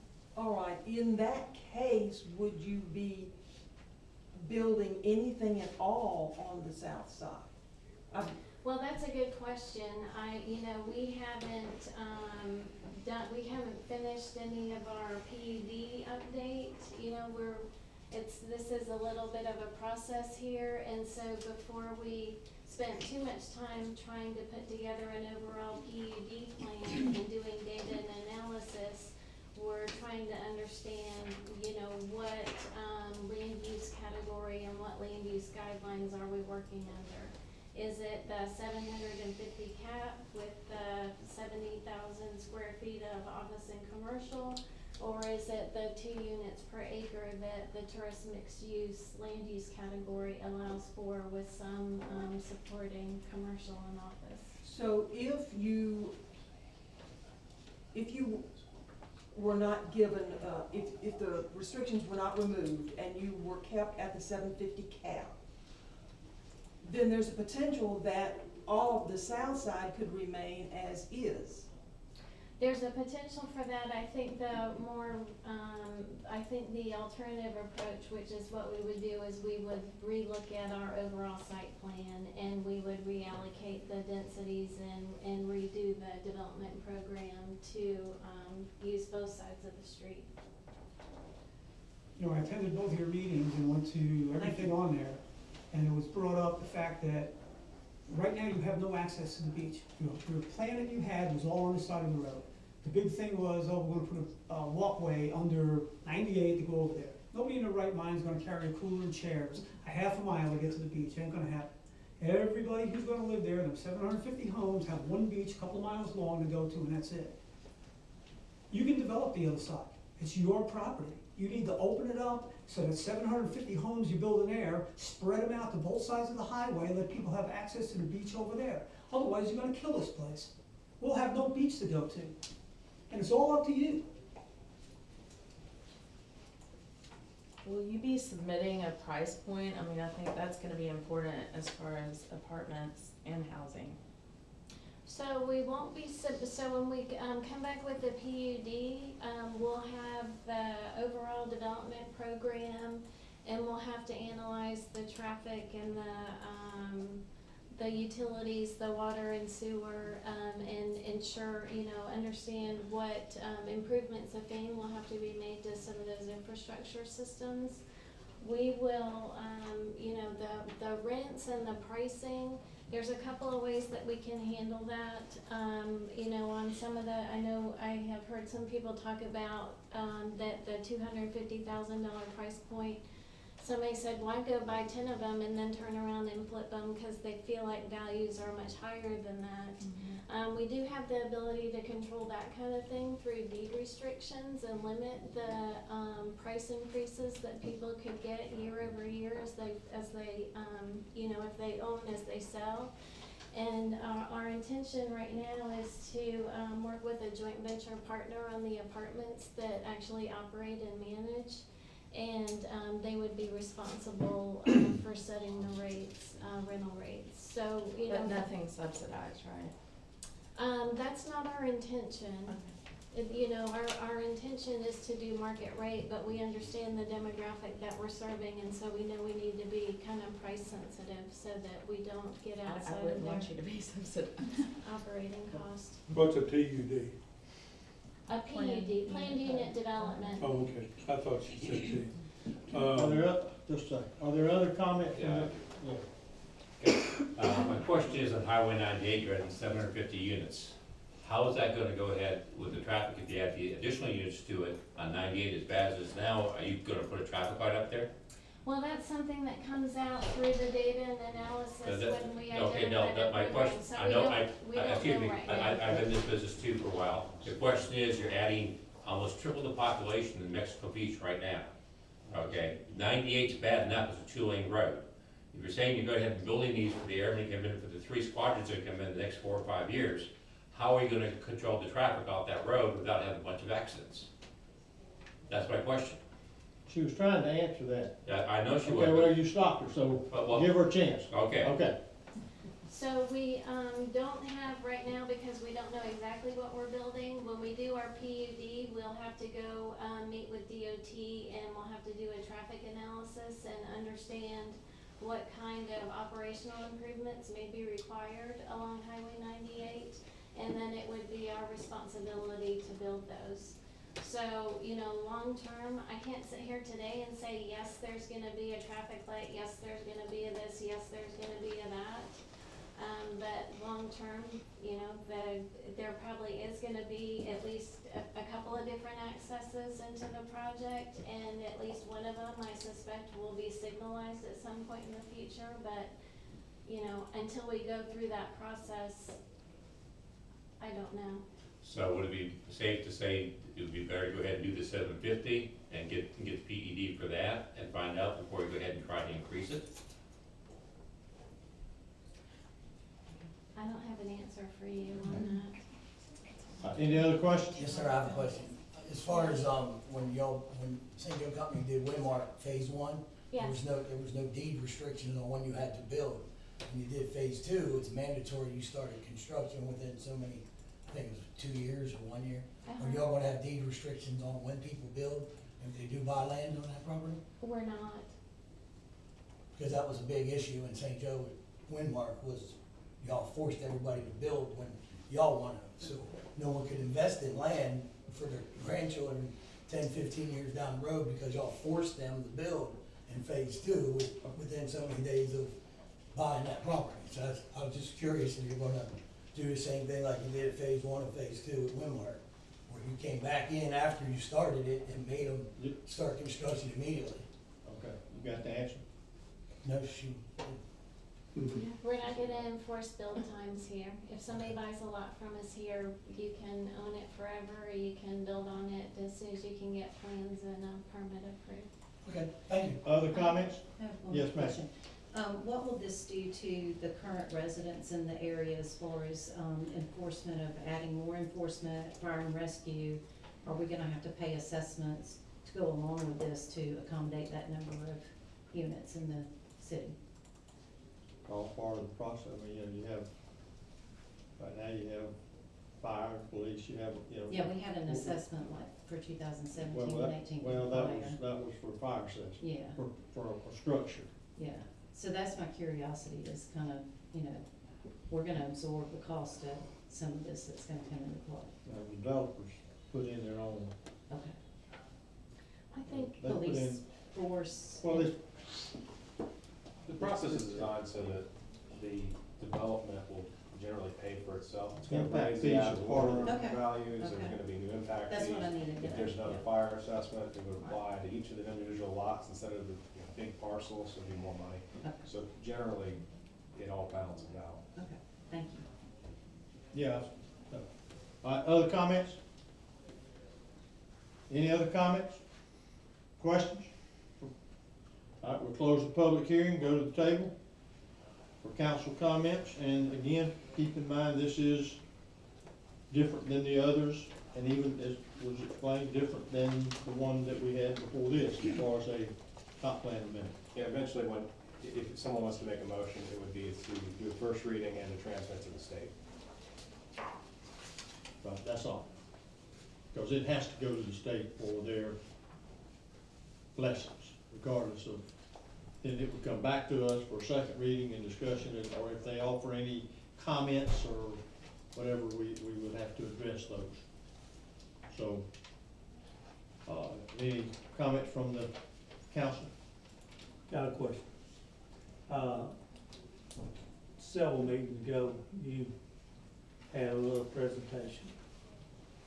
Could you refresh my memory on how many units you was talking about at that time?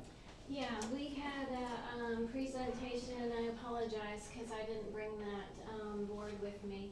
But we had some commercial and office here along this part, can you see? No. This part of the map, we had some commercial and office kind of around the existing boat ramp area. We had some apartments that were on this part of the area, and the apartments were a little over 400 units of apartments.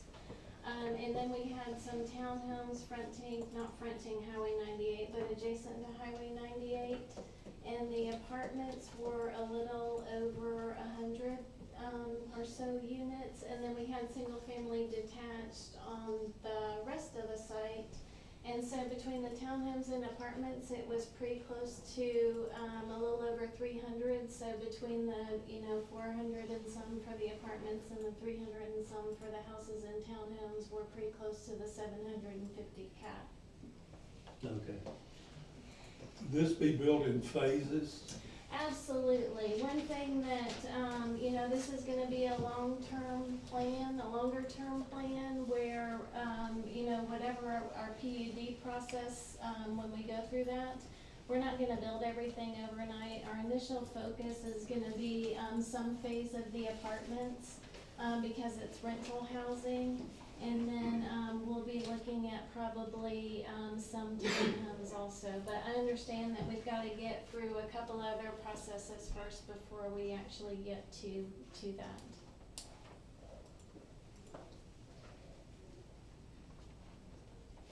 Others?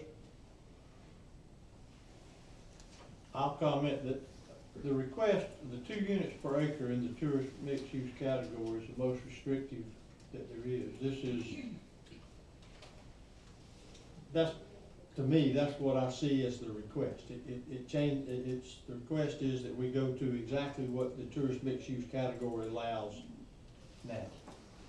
We have other mixed-use categories, tourist mixed-use categories in our city that are held to 2 units per acre.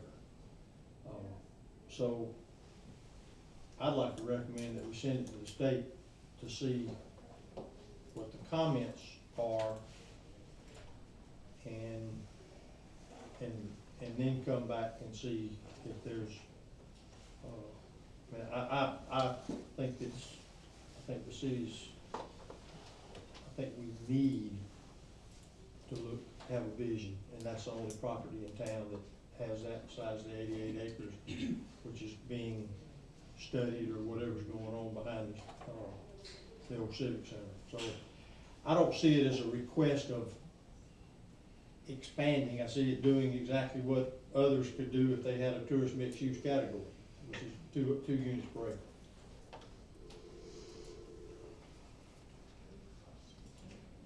All right, anybody else? All right, does that mean there is no one else? Is there a motion to have a first reading then to send it to the state?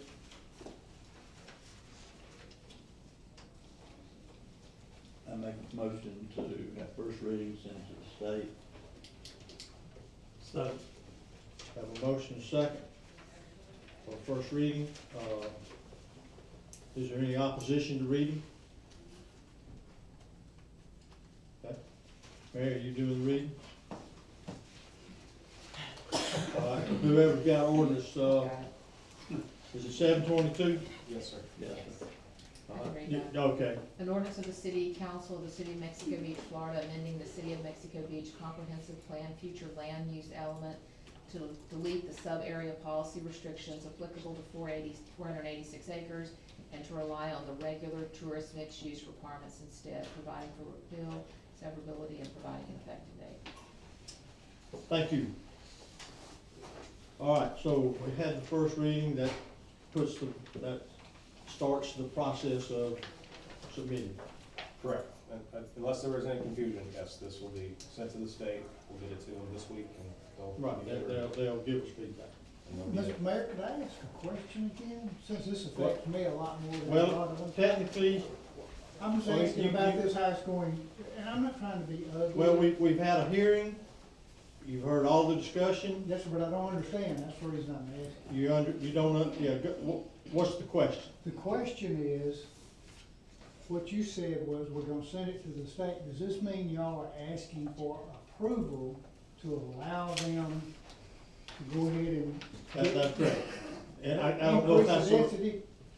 So the process is, we transmit to the state, that's what vote just occurred, the vote to do that. The state does a review it's the 30-day review. They send back any comments or objections. At that point, we'll have another full hearing on whether to adopt the ordinance. Or does the ordinance allow them to increase the density, is all I'm It- asking? Well, it allows them to do exactly what tourist mixed use currently is on the books, 2 units per acre. That's what it does. Yes, sir, I understand that, what you're Okay. saying, but does that, the 2 units per acre? Is it a- different than the 750 total units for the whole property. It It's is different. Yeah, that's what we talked about for, I guess I'm missing something here because all right, I well, talk to us after the meeting. I gotta take my wife to the doctor. Well, so I mean, I'm sorry. I've tried to give us all an opportunity. Yes, sir. can I say one thing? Yes, sir. I do think we need at a later meeting to address the road closing going into to their neighborhood, 36th Street here. Yeah, yes, sir, it's in the 40th Street, and Okay. it turns left into 36th Okay. Street. I'm But, sorry. We need to address Can you another get meeting, through? Yes, sir, another thank meeting on this. So, Well, that'd be but that's certainly an option. Okay, let's see. Number 8. Yeah, number 8, thank you. All right, number 8, beach vending. Yeah, Bob that was me. We talked about this last meeting, and we got completely away from what I think the ordinance is supposed to be for. I'm looking at this ordinance being where we can have vendors at special locations, which I think there's 4 of them, on Mexico Beach. We need to bring some type of business, food or whatever, to some of these citizens that want to enjoy our beach.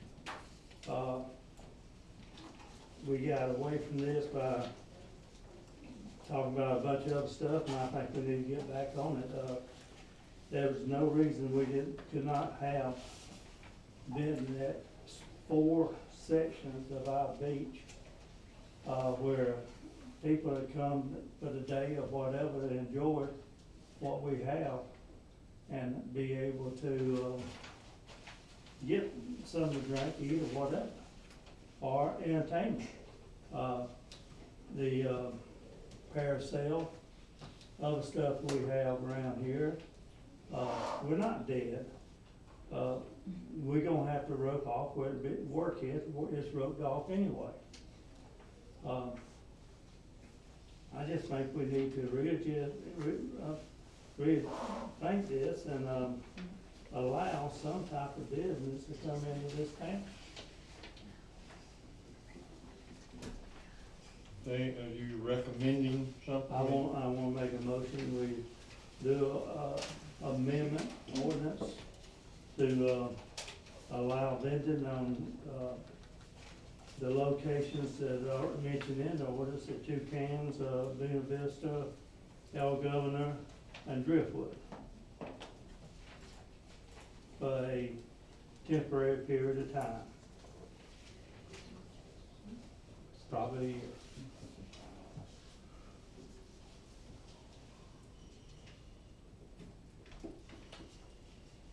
Wait a minute. All right.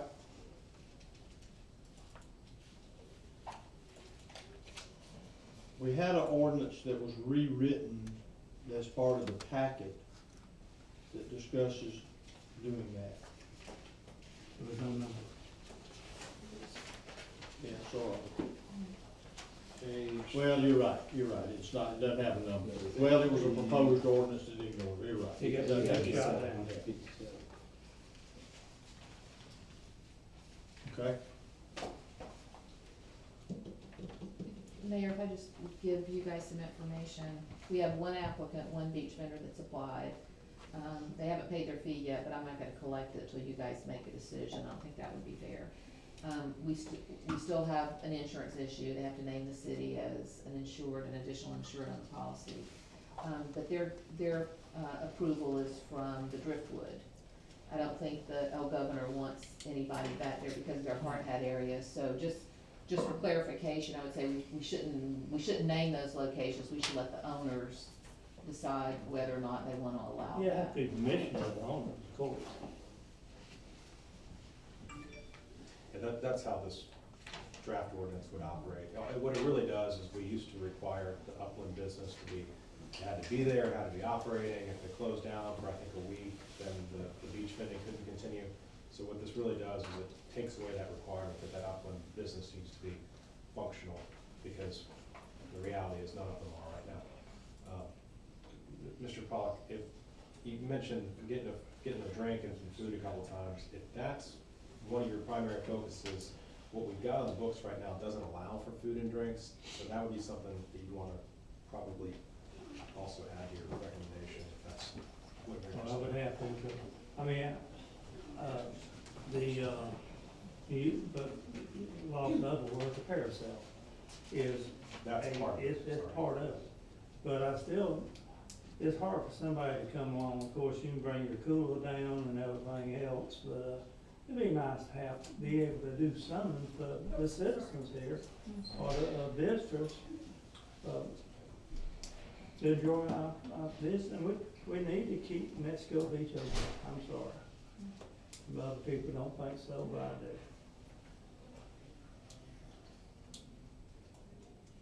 I might need a little help with the ordinance, I need to. Motion. Then. Well, Okay, should I make a motion? well, let me offer, as Nick was just doing, this doesn't have a number. It was a Right. proposed ordinance, but are you satisfied with this proposed ordinance? It doesn't allow for food or drink, it allows for a beach vendor, just like we had in the past, to operate.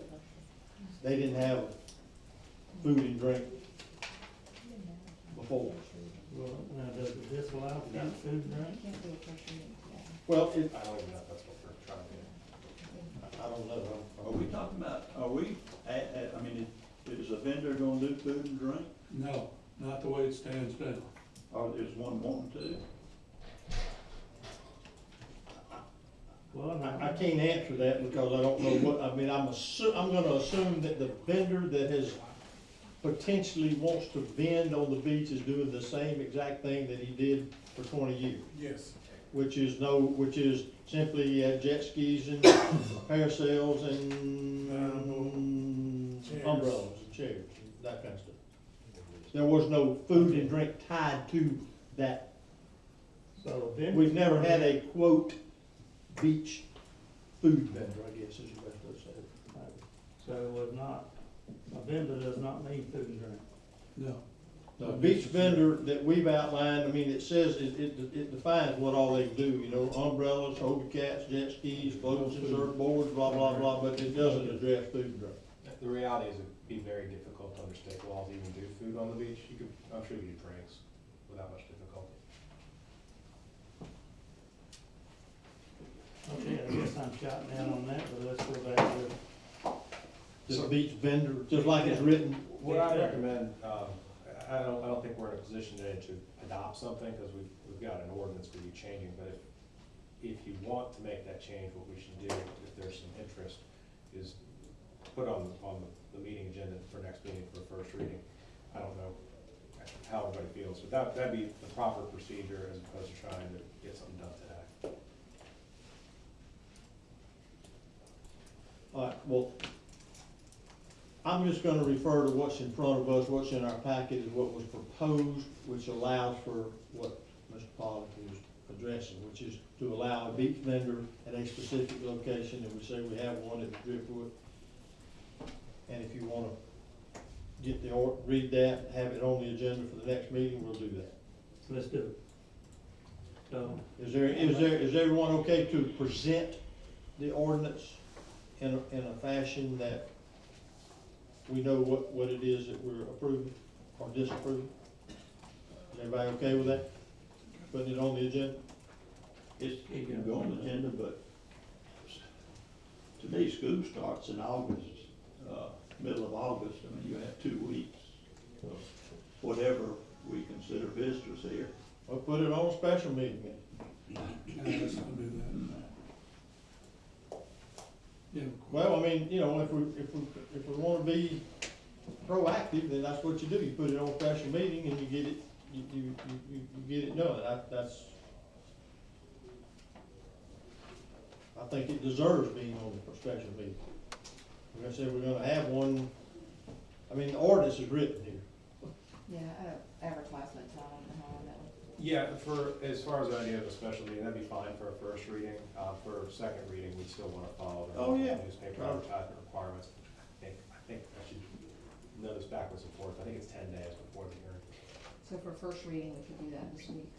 We could, I mean, I think you mentioned there may be a meeting later this week anyway. If there is one, we could put it on there The first reading. and then decide if anybody wants to read it. I mean, really. Is that okay? should we put it as, the ordinance number, 688? Well, it'll have one, it'll have Oh, one when we get to it. We'll make a number, we'll figure out where we are. We're up in the 720s. Okay, so how would I do a motion then? You can just make a motion that we have a first reading on, this ordinance to amend the beach vendor rules. We don't have a number yet for it. We're not approving anything, it's really just to Okay. make sure there's a first reading next Okay. week, but you don't necessarily. We don't have to. Is there opposition to having the ordinance? I mean, if so, then we really need some kind of formal vote to do it. So, I'm just wondering what you need a special license for him to do this vending on the beach anyway. He already has been doing this, as you said, for 20 years. Is there something that precludes Hector from doing his job that he's had for this long amount of time now? I mean, has there the way been the ordinance permits is written, rescinded? unfortunately, I mean, yeah, I mean, you know, we're getting. I mean, has we're his making license it been, more has his formal. license been revoked? I mean, The licenses are annual, so there hasn't been one. Okay, so he could apply for the license just like he always has, and Yeah.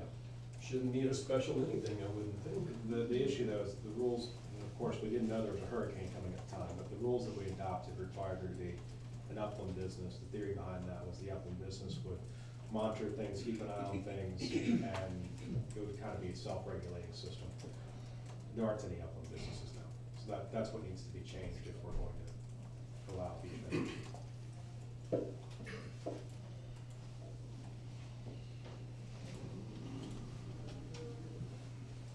That's a good point. What you say needs to be changed? What's changed that precludes him from doing his business as usual? Other than the hurricane, obviously, I mean, hate to be stating the obvious. I don't see why y'all wouldn't want the business in here. I have no problem with business being there. Just driving up here today, going by the Yellow Governor and all that, and the Driftwood, you got fences up, you know, if the Driftwood is approving that, that's great. But they gotta make sure there's a way to get to the beach, because you have no broadwalks anymore, you got no parking, and there's construction everywhere. So whoever business allows him to do that, you're gonna have to make sure they provide that to the public. It does have an 8 chassis. But there's, isn't that where our city equipment goes down with the beach sweepers and that type of thing where our, public entrance is? Would that be a problem? Still beach chassis. Yeah, but, I mean, it would be a problem that the city's, City only doing it once a day. You know, let's,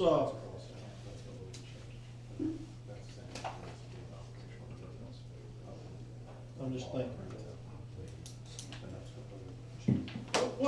What's the easiest way, if there's a consensus or to move forward, why can't we expedite that? When I think about that, what is it that he's doing different than what he's been doing if he has the right paperwork? And the Driftwood, while the Driftwood isn't there, I know it says in the ordinance that you have to have an upland business, but we all know that there are no quote upland businesses. So what's wrong with, if he's got the right paperwork, and school starts in 3 weeks or 2 months or whatever it is, then, and we wanna try to get a beach vendor, what's wrong with just processing the paperwork? Help me with that, what's wrong with doing that? Well, it wouldn't comply with the ordinance on the books, you'd have to frame it. What part of that doesn't he comply with? There's no upland business right now. I know, but isn't that, for me, that's, I mean, that's, you know, there's no upland line right now. That's the part of it. The rest, I would assume that the vendor could submit the right paperwork. I think there are a few things missing, but they're not particularly difficult things to supply. Have y'all put it forth to him that they were missing? I don't know about this year. Last year, we went through some interactions on it. Well, we've just gotten the answer back, so, today, so we. But in reality, what's wrong with fast tracking that if he's got the right paper? Like I said, you'd have to frame it in terms of an emergency approval, focusing on the hurricane, because it wouldn't meet the normal rules on. I know, but the only thing it doesn't meet is that the upland business is destroyed. I mean, the upland business doesn't exist. That's the I mean, primary well, issue. I mean, I know, but. So we just have to change the wording. Well, that's what doing I know. the first reading of this ordinance would start, yeah. But to expedite it, that seems such a minute point, given the circumstances, to me, now that I think about it. I mean, you know, the LDR doesn't say anywhere in there that in the case of a category 5 storm, you can do different things. I mean, it doesn't say that. So I'm being just realistic about expediting. If the paperwork is in place and the business has been destroyed, that seems such a minute point to me that if the paperwork's right and the Driftwood sponsors it, then move on. Especially wanting tourism in here. So, Well, is Driftwood still a business? Not at all? I don't know. No, they don't have a- Somebody at home, is their home still a home? No. you know, There's no business there. they still have the property, it's still commercial, it still meets all the criteria, but the building's. I don't see, Oh, I don't even think we're talking about emergency ordinance, it's just a approval. It's almost more like a variance, but it's, I would not suggest it. you would not suggest what? Doing an immediate approval. I mean, we have specific rules on the books, the right way to handle it. Since the summer's going away, so. I know, but think about that. I understand, that's just my recommendation. Okay, well, I think we have to be careful that we don't treat one business owner different than the rest, and all the other business owners, when we pass the food trucks and all the other exemptions well, for we would business handle owners, them, but we we would follow handle the proper them process. on a case-by-case basis. We didn't before, we followed the proper process with making those changes for the business owners. So I just think we should be careful that we treat everyone the same.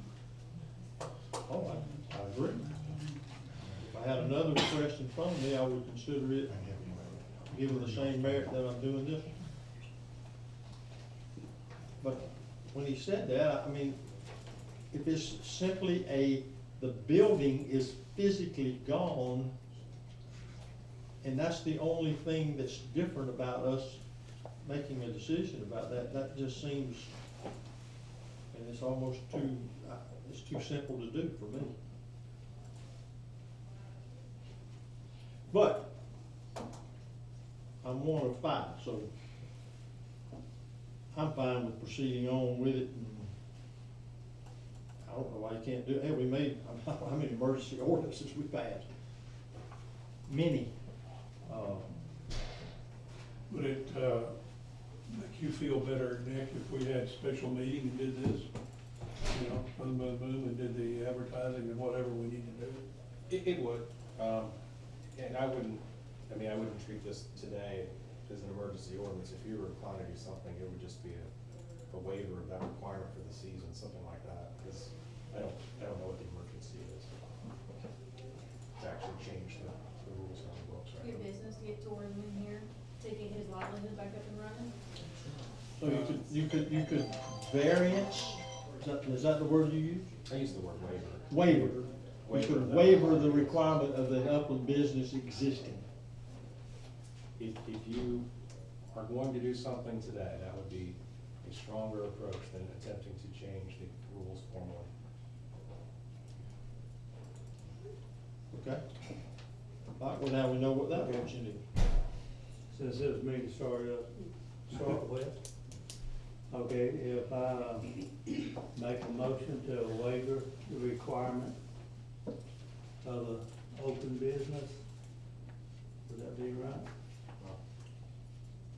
Right, for this calendar year, I would make. For this not make calendar year. A permanent change, because that certainly is where you want ordinances adopted to change the rules form. Okay.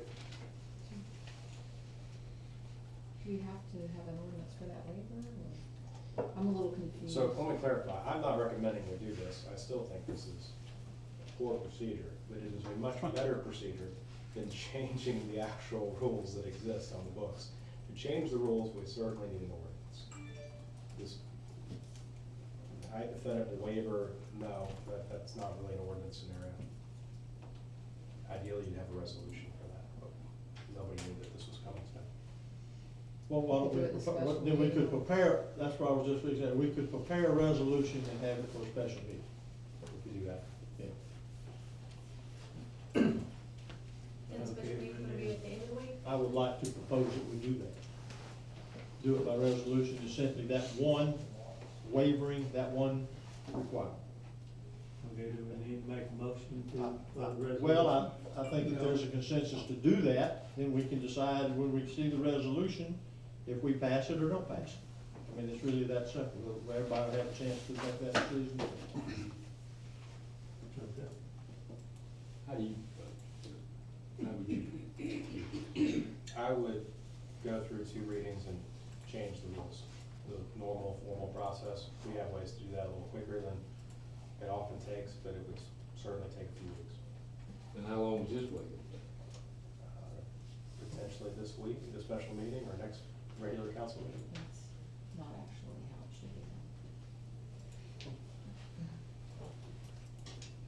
you know, I'm just, because of some other things that are gonna come up, if we can't find, one of the main goals of me wanting to be involved in our local government is to find ways not to create or not to make it as more difficult. I understand rules, but we gotta be realistic with with what's just happened here and how important it is to help people out. And if it's just a simple matter of changing, I just don't understand the in-depth. I mean, we've sat in meetings, talk about FEMA, how can't do this, can't do that. They get so frustrated with all the rules and regulations. And here we sit at this table with our little local government, and we can't move quick enough because the dang building's missing. I just don't understand it. I think there's ways to get around that, but that's one reason to have an attorney here to make sure we're doing it legally. Well, And I don't know, I kind of agree with you, Mayor. It gets very, yeah, it's amazing. It gets very frustrating trying to move things along. And, you know, not that I'm mad at somebody still suing me, but I'm kind of, I understand their position, and I'm not opposed at all to having the vendors back out on the beach. I don't think they're gonna do much business, because the time is so short, but I'd like to give them that ability to do it. I don't know where people are gonna park when they come to take advantage of the vendors, but I'm not opposed to, let's see what happens. So, I'm not opposed to a special meeting if it takes a resolution or whatever, because by the time we get around to doing this, like Greg said, everybody's gonna be back in school, and there's gonna be only people in their eighties that are gonna be on the beach. Can we move with the resolution? Yes, sir. Okay, is that Bruce, move, I mean, that's a form of acceptance or denial, whatever the vote comes out. Are we gonna have to have a special meeting? Yeah, well, I'd like to add it to it, we talk like we're fixing to have it, or get request for one, and that couldn't take too long to prepare. So then when we read it, we can vote on it, or we can, you know, everybody will have their say. I'll prepare something tonight. Okay. Okay, any other questions about that? All right, When is the special meeting? I think it's coming up under miscellaneous. Well, you guys can decide now if you want to. I was thinking Friday. you should Well, I mean, do that. we're gonna have other things, Yes. yeah, Friday, Are we gonna know? Could we make it later? Huh? today? well, we will, Yeah. eventually. Yeah. Yeah, when we get there, we just, I won't be. you won't be, can we get a quorum Friday? Will you be back in I can be here. Friday afternoon, Monday, Anytime. after We can do Monday. I don't know, Monday? what day is, what's the date On of Monday? Monday. could you be here Monday? Um, He could be here Monday, let's do it. Seven- Monday is the 17th. 17th. Do it Monday. Everybody be here. 1 p.m. Monday, 1 p.m. No, how about Monday morning? 9 a.m. I was thinking that's it. What day did she say it was? What day is it? The 17th. 17th, 9 Monday a.m. and 7, that's fine with me. 9 a.m. Monday. Yeah, I'd rather do it Monday, I know I got somewhere to be Monday afternoon all the time, but I'd rather do it Monday morning. that's fine with me. 9 or 8? 9 o'clock, 8? 8, No. 8's better. 8 You don't have coffee? That's fine. No, I'm serious, I mean, I I got know, I can tell by looking at you. got a lot going on. Eight's But- good. 8 o'clock's But if fine. that's too early, I understand, but 8, I would prefer 8. Okay, Sound good. 8, 8 o'clock. 8. 7. You're new, aren't you? You just got it. Let's go to bed 8 o'clock. at And 8. at some point, we will have a list of whatever else is gonna be on. there. Yes. Okay, coming up. All right, good. That answers your question. That just took an hour to do that. Okay, 103 Cypress Lane, I put that on here several meetings ago. There was a, Zach Childs presented where he had a property that had a roof problem and was being denied a permit because it wasn't called a structure. We had some discussion at the table. Administrator was not here at that meeting. And I wanted to bring that back up because I think it's, again, I think that that's one of the few times where I think that's just a bad decision. I think it's clearly a structure, and that property should be given the same that it had before mine. Should be given the same designation and work and operate the same way as it did before mine.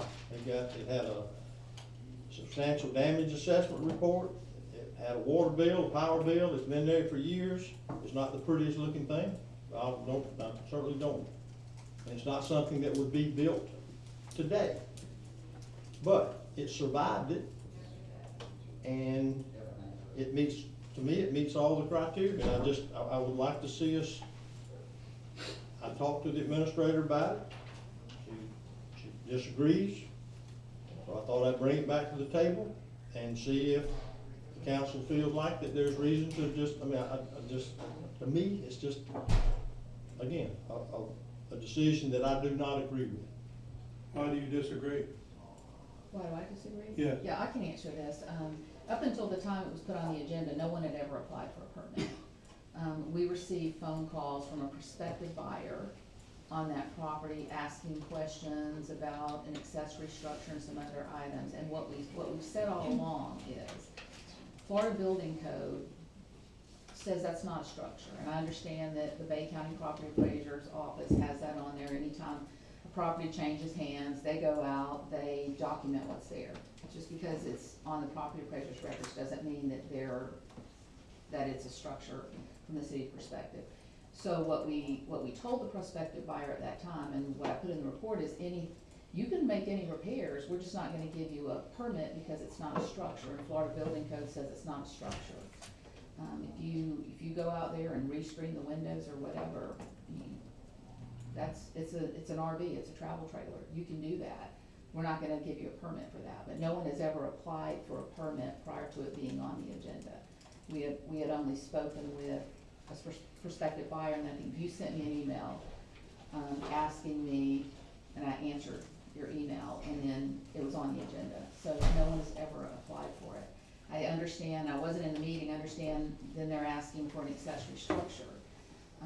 The land development regulations are clear. You can't have an accessory structure without a primary structure. And the land development regulations also say that the council can't grant a variance from that for obvious reasons. So that's the city's position. They can repair the roof on that. I talked to Bo about it. He said it's not a structure.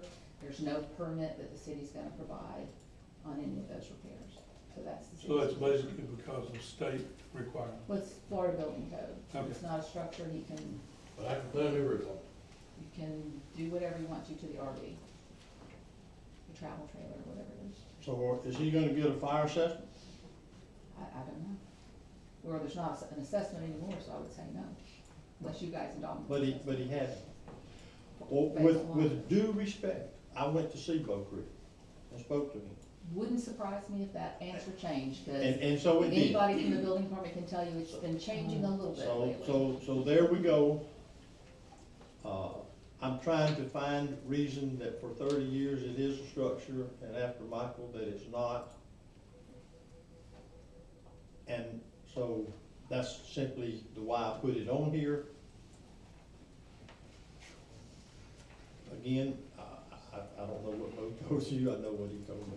Yeah, I know what he So- told me and what he's instructed his building department So, personnel. well, So what Bo tell you? he said that under the Florida Building Code, a structure is a, quote, very loosely defined, can have a roof and poles. But he told her, no.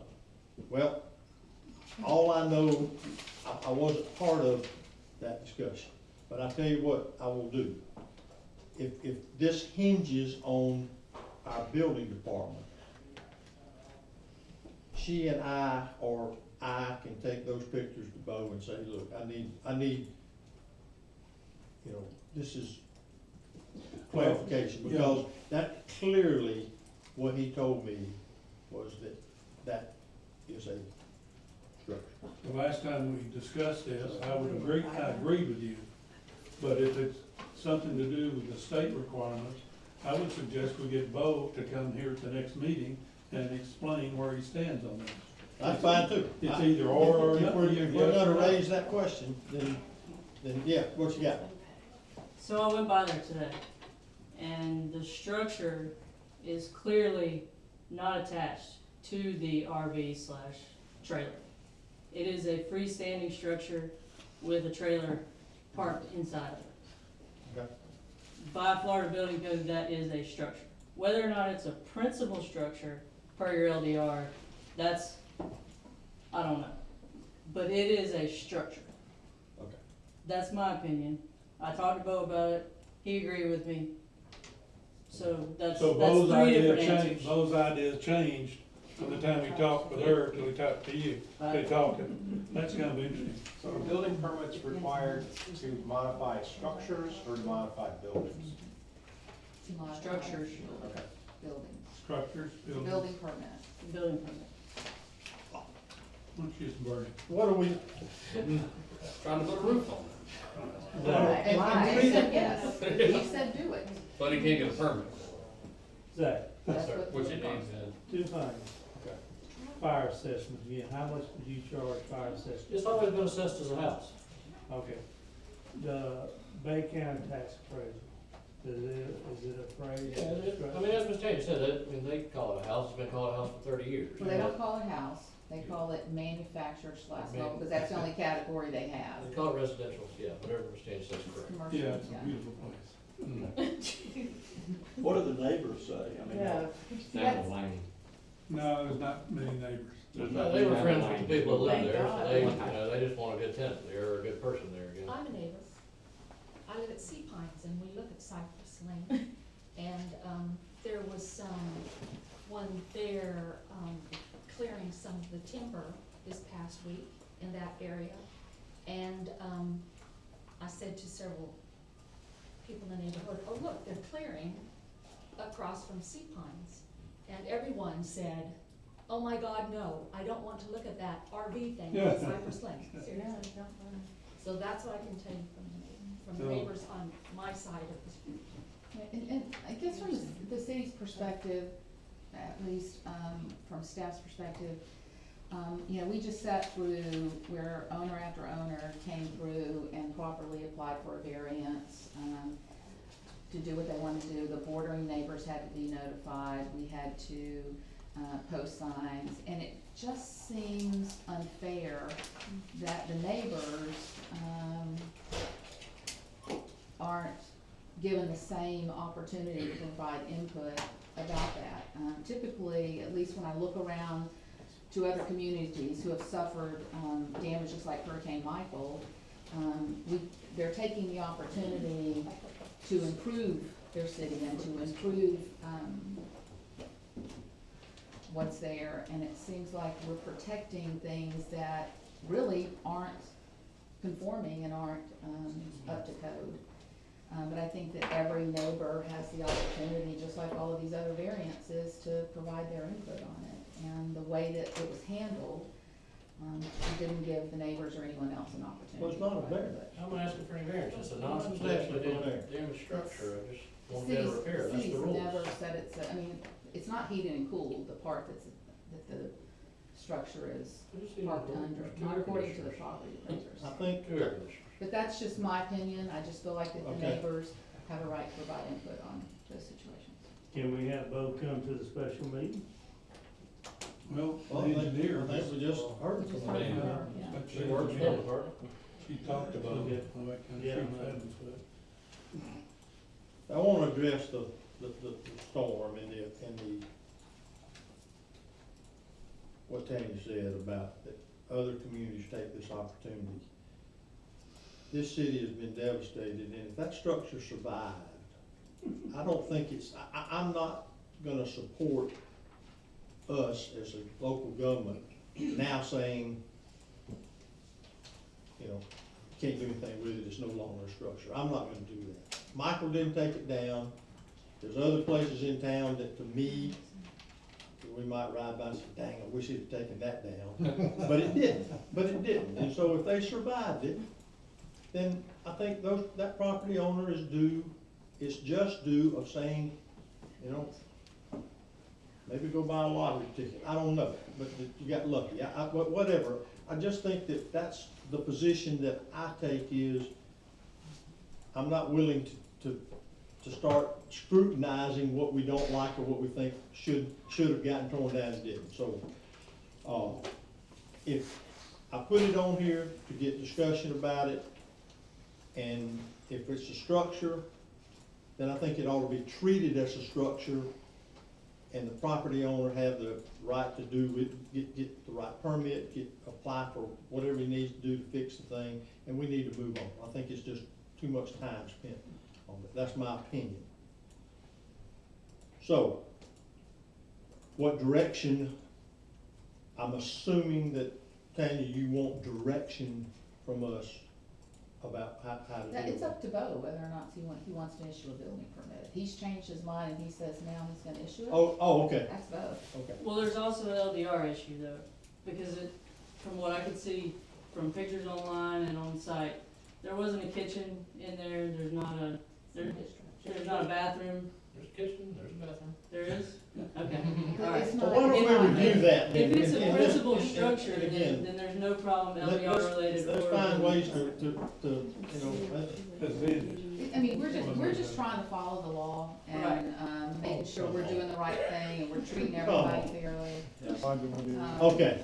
But So we're gonna put that in the building department We got it. file, and we're not looking to, you know, stack bricks on, I'm trying to take bricks off. we'll go That's how I back. just wanted to let you know. Whatever Bob Yeah. says. We'll go back to We Bo need a and. Okay. building permit application and stuff. You got it. Okay. Ordinance 709. This is an area that I have addressed several times. I'm gonna want to readdress it because I've waited now, I've looked at this city for 8 months. And it's my opinion that the restrictions that we place on property owners with RVs and motorhomes is not in the best interest of this community. I sincerely feel like there's no, quote, RV park. The governor is just, everything is bogged down. There's no place for workers, there's no place for guests or visitors, there's no place for fishermen, there's no place for tourists. I have no idea if property owners would think that that would be something they would want to do, but I'm presenting this again, for a first reading, to amend, as you can see, what's been scratched out. And the bottom line is simply that it allows a property owner who had an existing home to put a motor home or an RV on that property and can do so until December 31st of 2020 unless granted an extension by the city council. I'm totally convinced that when I talk to people that we're restricting ourselves when it comes to activity in our town. And if the best we have is an RV or a camper, so be it. We know we don't have motels and we don't have a lot of them. But if we can have that, then I think that's a positive statement. Other comments? Is it, go ahead. Are you wanting property owners to use these, or are you wanting these to be for rental, or what's the purpose? Just like a house was there. So, Just like the house was there. One unit? Yeah, one RV, one camper, you know, no different than what was there. If you had a house there, just like it, you know, So this one, it would be bed tax like in the past. yes, you're renting it out, for tourists to come, are they gonna treat it just like that and have bed tax? Are we gonna have Is this to bring construction workers in so they can stay here in I- town? What You is heard this? what I said. It can be for workers, it can be for fishermen, it can be for, no different than if the house was there. We didn't go knock on the door and say, hey, what are you doing here when there was a house there? Is this just for the places that had houses on them? Did you read the orders? Did you read what's in here? Yes, and it's Okay. confusing. But whatever. I'm gonna read it out loud. The recreational vehicle or camper may not be placed on a lot until the city has granted a permit, which shall not be issued unless the owner or the owner and tenant jointly apply and provide proof of ownership of the lot.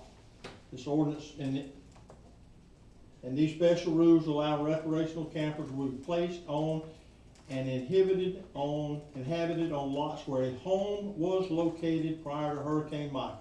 Will expire on December 31st, 2020. So it doesn't really say one RV per. It says that over here.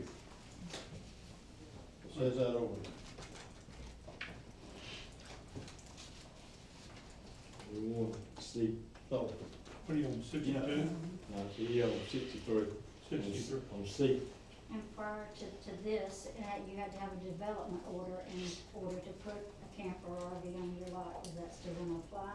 it's not, that's, So that'll be gone out the window, so nobody has to have a development order anymore. So anybody that has one now that had to go through the past can just disregard that now. yeah, because I doubt many have, but yeah. About 100. Yeah. Well, that ordinance obviously isn't true because you got the motorhomes out here and the RVs out here and there's for sale signs Yeah. on the lot that the RV's sitting there. So if they're gonna rebuild, why do they have a for sale sign on their lot?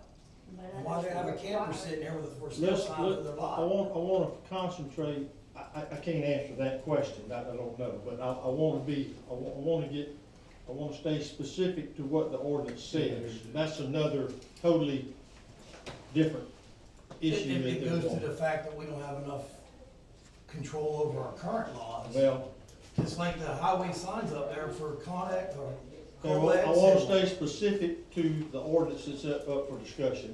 Those are things you can bring up to the code people or to the administrator, or if you have specific things, but that has Well, nothing it's to do very with this important for ordinance. the council to hear public opinion. I know, but we're Regards to talking about everything this is ordinance. weaved together, sir. It isn't like it's not weaved together. I mean, you just can't I don't want to. throw out laws and have laws that are not being Okay. enforced. Okay, I got you, but that has nothing to do with what's in this ordinance, nothing. Yeah, Brock, what you got? I know we discussed this before, and I'm on the other side of the opinion that you are. The ordinance, the way it was, totally agree with it. I've been living in my RV on my property since December, getting my house built. I don't have a problem with that. I just have a problem with, I know what's gonna happen. Yeah. You don't have any houses left each side. There's people who own lots there that were in the fifties, sixties, and seventies, they inherited from grandma and grandpa. They don't have the money to rebuild, and this is gonna let them, when you remove this, saying they had to live in them, they're gonna come down here, park an RV on their property, and they're gonna rent it out for the next 2 years, and then sell their property or whatever. This is gonna happen all over the city. You know, if you have the RV park, it's one thing, this is opening up to everything. I have no problem with people living on their property in an RV, but leave the ordinance the way it was, because I'm telling you what's gonna happen, you're gonna have an RV park on the beach. And it's gonna have people living in it that you don't have a clue who they are. So I do have one question. Okay, yeah. In that, it says that they had to have a structure on the house to have it. What if they didn't have a structure and they have an RV on there now? Should be allowed. So I need to send that to someone here. Yeah, that's in there, I'll send it to you. yeah, that's in there. If they don't have, if there was no home there, they are entitled to do All right, that. then I know the one, so I'll send Okay, it to you. you got it. Yes, ma'am. Thank you. As a single woman, this is a huge safety concern for me.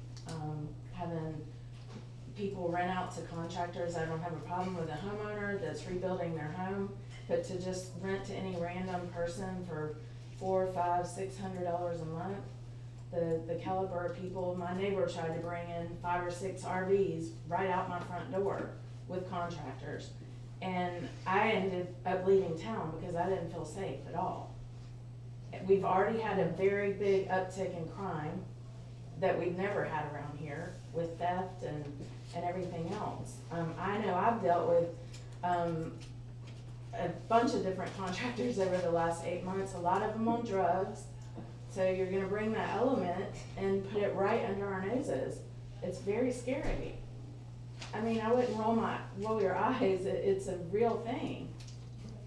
Well, maybe you know, we have a police department, if you've got issues, right? Do we have, the manpower to cover all these extra We have a people? full police department. What's a full police department? Two. Well, the chief of police just told me last week that they're having a hard time even keeping up with the uptick right now that we have in crime. If we invite all these extra people and possible unsavory types to just, we blanket, and then we make our town look like an RV park. That's concerning for someone that owns a property. I think, I think it could possibly slow recovery. I think it almost seems like we were trying to force a recovery. The people that responded to me, most of them live on the beach side, and most of them are not in favor of it. Property values perspective, people that buy, concerns me sometimes of our attitude here, that we say we don't want a BMW or tinted glass. We better hope there's BMWs, Cadillacs, Mercedes, Fords, Chevrolets, and everything coming in here to buy. Because if it's not, then we're not gonna recover. And I just think RVs, just for everybody staying, if you mix family, contractor, families. I had a business, I was in the pool business. We had some good people in the pool business, but I could not drug test my people or hardly background my people because I wouldn't have people to work, and we've had problems, and I think it would just increase the problem. I just have one more comment. The state of Florida, 30 years ago, took over control of all RV parks, mobile homes, and commercial swimming pools. Because what somebody is trying to do in our town, bring in thousands of RVs, those property values, and goes against building the town with goodness. That's the reason that no city council, no county government controls RV parks and mobile home parks. That's why the state of Florida controls it. Because what's gonna happen here is what happened in South Florida, Tampa, Naples.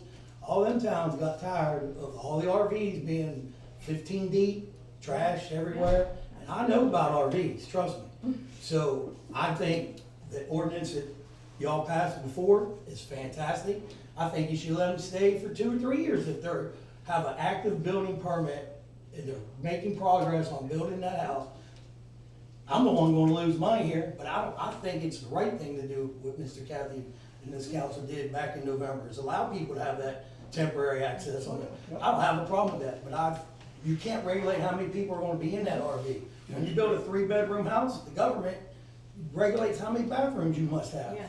In an RV, there's 1 bathroom, and it's just a nightmare about to happen. Yep, Y'all have a that great sure day, I is. appreciate it. Now go ahead and put my Okay. property on the All right, market. we're gonna bring it back to, remember now, you're talking to us, No, not to no, I'm anybody else. talking, Code well, does. just an example, just down the block from me, a mobile home.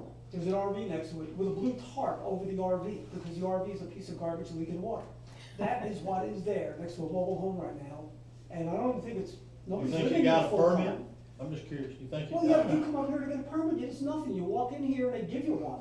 They don't have to look at your RV or anything. How's that happen? Okay, Mayor, I'd like to comment as an owner. Can I Okay. really finish my administrator? And I've shared this with you, and I hear this all the time from people who are rebuilding. They're concerned. I'm looking at, my husband and I are looking at $500,000 to rebuild our home because of the price of construction. We're not gonna rebuild. We're not gonna invest that kind of money if we're gonna be sitting among RVs, sitting on vacant lots for several years. Why would we? And I think the same, the same, position people are taking on beachside. They're waiting to see what's gonna happen, and I hear that every day. People are concerned about that. And if you want to slow down recovery, You let all these people, the second owners, 70% of our homes are second owners, let them bring in an RV for their weekend visits, you're gonna slow down recovery. This is not gonna help recovery. And again, as an owner, I'm telling you, we're not gonna invest that kind of money if we're gonna be surrounded by RVs for several years. And it doesn't make sense to do that. So that's just my comment of an owner. And I appreciate that, and I've listened to that multiple times. I know, I've But I tried have, to. no, not you, I'm talking about some of Well, these please concerns in listen. the room. To me, 8 months and counting, look at our city. Look at what is happening at the pace, we're talking from December of next year. To December of next year. The process is slowed down, in my opinion, from what I hear and what we aren't talking years, we're talking December of next year. How are you gonna get rid of them and evict them? So, excuse me, to me, if you look at what has happened in the last 8 months, if we had done this earlier, I think you would see a lot more progress.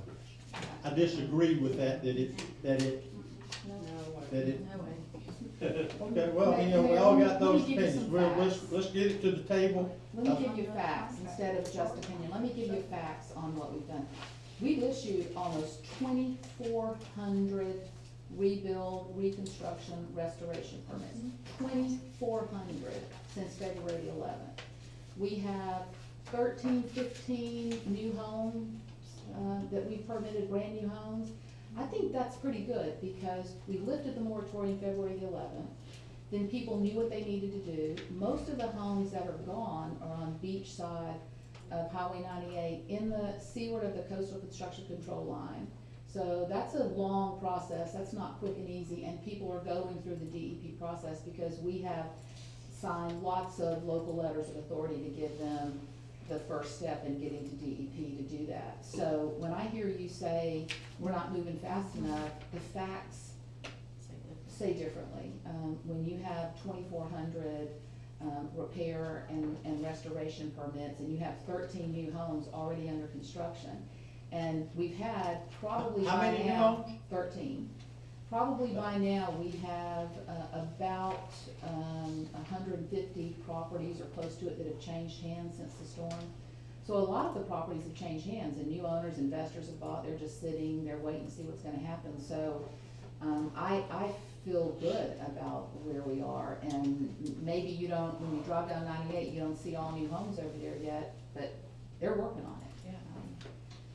So I just wanna make I don't sure that the question that. facts are out there and not. All right, are opinion. there, before we condense this to whatever it is we're gonna do, I've said all I need to say about this, I don't have any more to say, I've told it. Anybody else got anything to say? If I mean, I'll entertain either more discussion, a motion, anything. I think the people on my street that have houses that live on the street are adamantly against this. Anybody that I have talked with at the coffee shop even, I do go to the coffee shop every once in a while. And they're people that own homes and live here don't want to see this happen. So that's all I have to say. Okay. Where you live and where I live, I hit you with a rock. Do what? Where you live and where I live, I can hit you with a rock if I want to throw it, right? Pretty good throw, yeah. So on my street, Georgia, Maryland and Florida, which I travel frequently, I don't get that message. You get people for it? For it. The people that live on the beach side, and most likely, I don't know where you live on, you know. Fortner. Fulton, you do? Close to the beach. They don't want it, but the people on my end, they agree with it. I live a block. It's a small town. Not everybody agrees with it. And it's a small town. Y'all mind letting me Doesn't finish? matter if you're. Hey, listen now, we gotta have, you know. I don't agree with y'all, I didn't interrupt either one of y'all, none of you, and I don't, that's not very, this is what this meeting's not about. I was talking to Mr. Watts. If you don't agree with me, I mean, I'm sorry. I represent quite a few people on my end of town over there, and they agree with this. Some of them don't. I did not say every one of them did. Some of them don't. I do not go through there and just pick the ones that's gonna vote against this. I ride with my dog in my golf cart and stop and ask people this question, how do they live? There's two sides to this. Right. Everybody talks about contractors, but if I told you I was a contractor at one time, I didn't think I was that bad of a person. And I lived in a camper in Louisiana, Katrina, and my boy stayed 6 years. I don't remember him getting in jail. I asked the police chief to give me a report of, since the hurricane, of contractors. I think it's been 3. This captain will probably tell you. That's not true. That's not true, she says. I talked to him yesterday.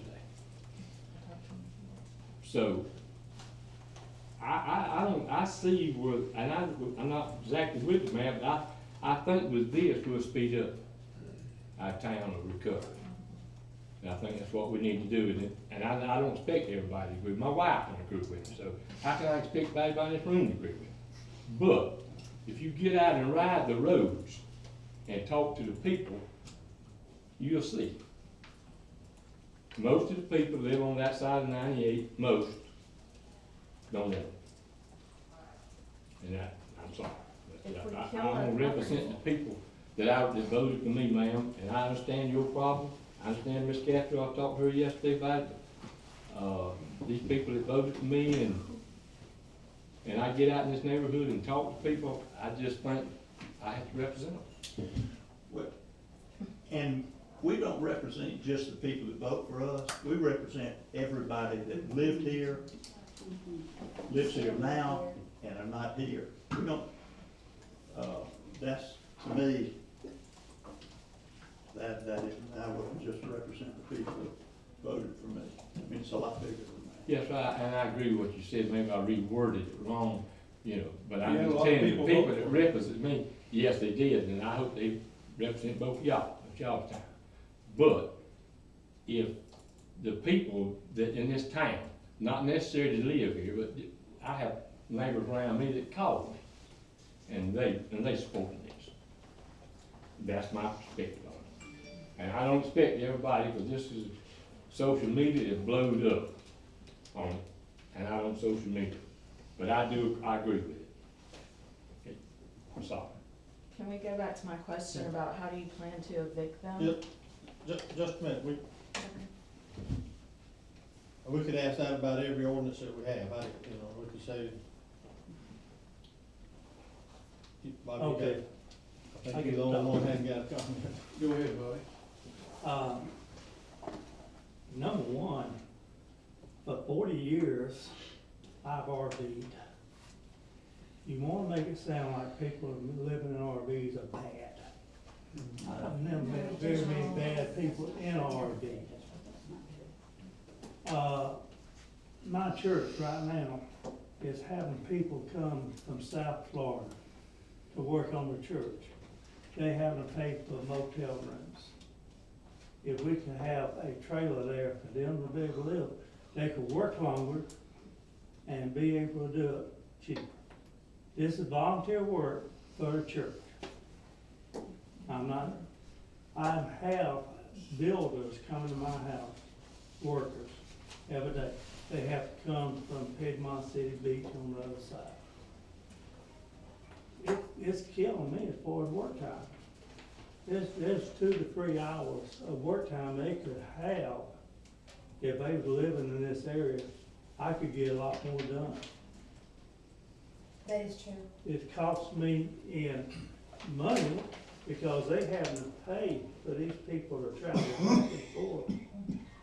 What it costs them to build my place, they have to pay it somehow. So that's costing me. I think if you got a good contractors, they gonna make sure they have good workers. How are you gonna ensure that? They insure that. Well, they have trouble finding good help.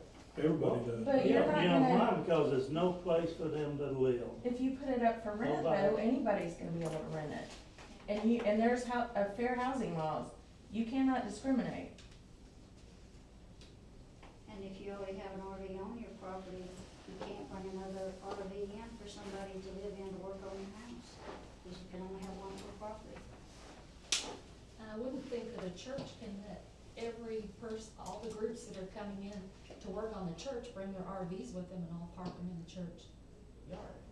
I didn't say that. But I it didn't could say grow. that. If they had a trailer, so people would be able to stay there, they could stay longer and work. But you don't These know, we people can't are guarantee volunteer. it's church volunteer groups coming in.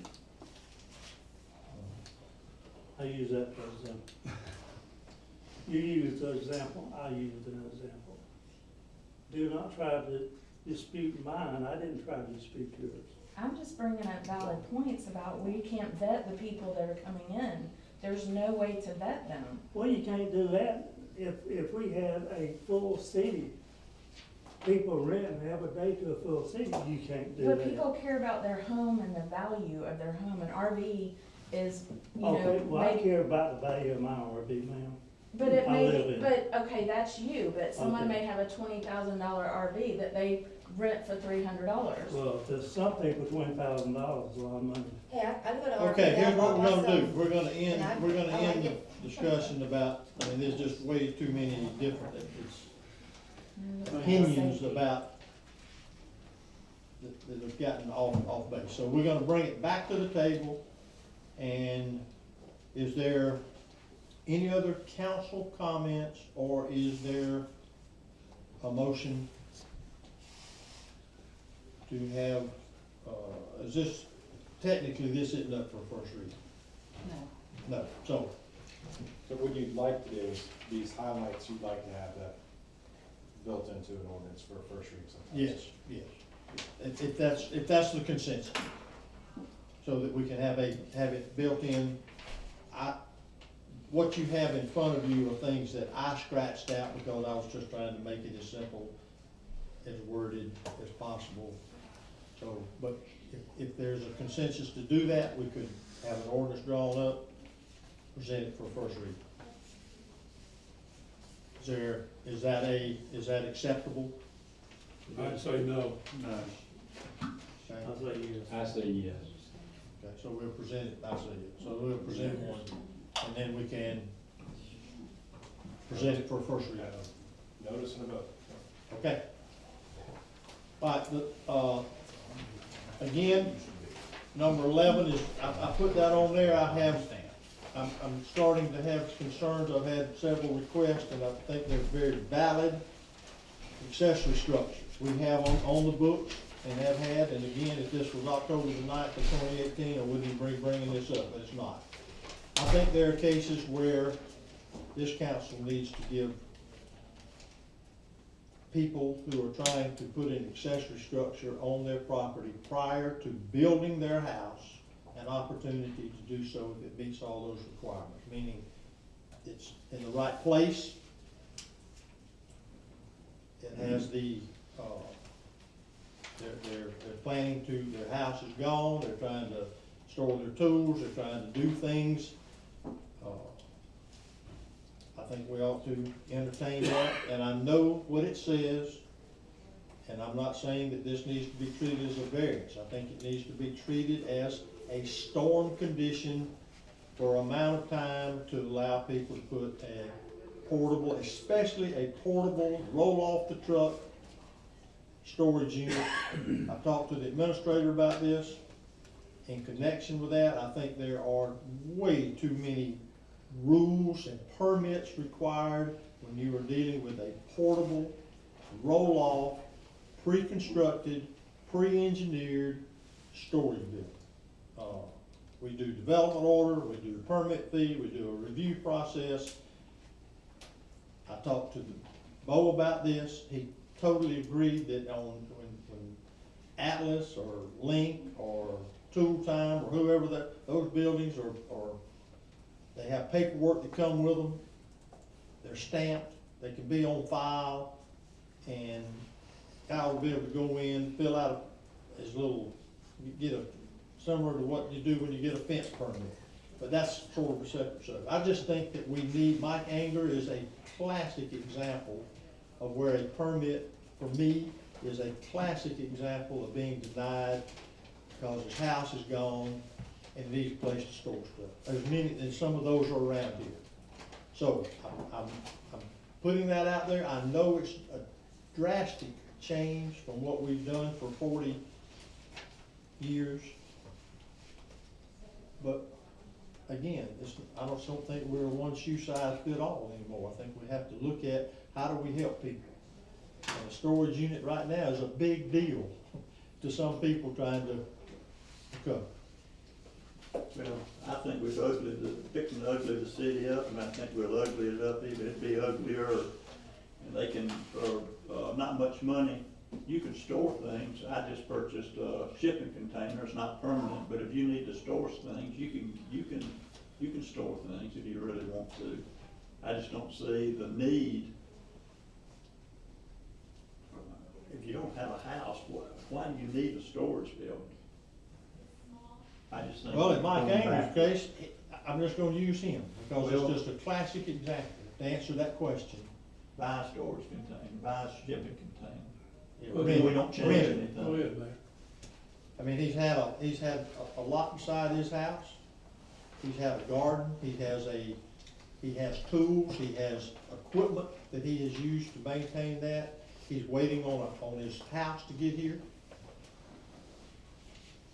I just can't understand telling him, no, wait till you, I mean, you know, whenever that happens.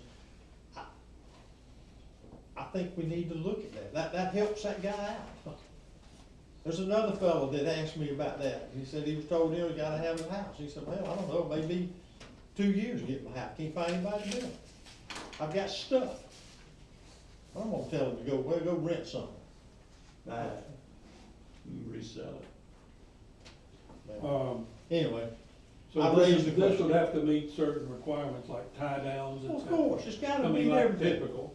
And it's gotta fit where you would put it if you When had you a have home. that. You can't just go out there and put it in the middle of. Well, and some people will do that. Well, but decide, that wouldn't be approved. No, That but, wouldn't be approved. It still has to be permitted. yes, Yeah. but Well, then have to you be have a- inspected. But most of these people that bring them in from out of town, they know all about everybody's requirements, so they're built, you know. Can we buy them local? I don't think anybody makes them local. Yeah, guy in Weaver sells them, guy in Pine Bluff, there's roll-off kind are everywhere, and they're all engineered. They're not all engineered, but if I can make a comment about the permitting process. We're not gonna be able to keep up with all of that. Mike Anger, he's come in to talk to me, I understand the situation, his is unique with his garden, but that's not what everybody's gonna wanna do. After the storm, we had people bringing in those accessory structures to live in. And they're not built, for housing. When folks come in to get their accessory structure, we ask for a permit because we have to go out there and make sure they're tied down, make sure they're not in the setback, so there's an effort that's involved, that the taxpayers pay for, that we have to ensure. Because unfortunately, we can't just trust that everybody's gonna come and do the right thing.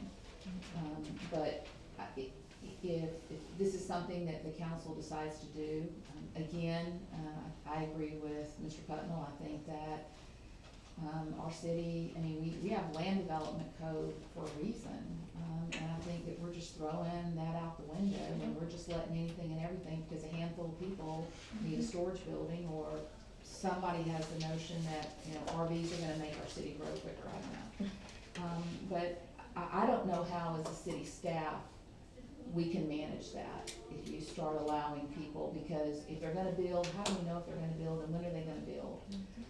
And, you know, then it's gonna sit there for a while. I just think you need to think long and hard. This is a big change, and the forefathers of our city put in here that the council can't even grant a variance from that rule. And I think that was intended to make sure that we don't end up as a city full of vacant lots with storage sheds on it. And if anybody's trying to sell property or wanting to buy property or looking to rebuild, you have to stop and look at what's around you. And I don't know, I just, both as a property owner, I'm concerned, but as the city administrator, I'm concerned about how we're gonna manage it and insure it and, make sure that, everyone's following the rules, because it, as most of you know, code enforcement is overwhelmed already, so that's just my 2 cents.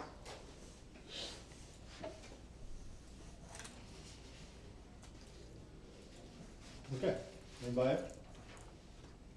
Well, my one fear on this would be, if you had somebody that has already got a permit and has got a building going, that's one case.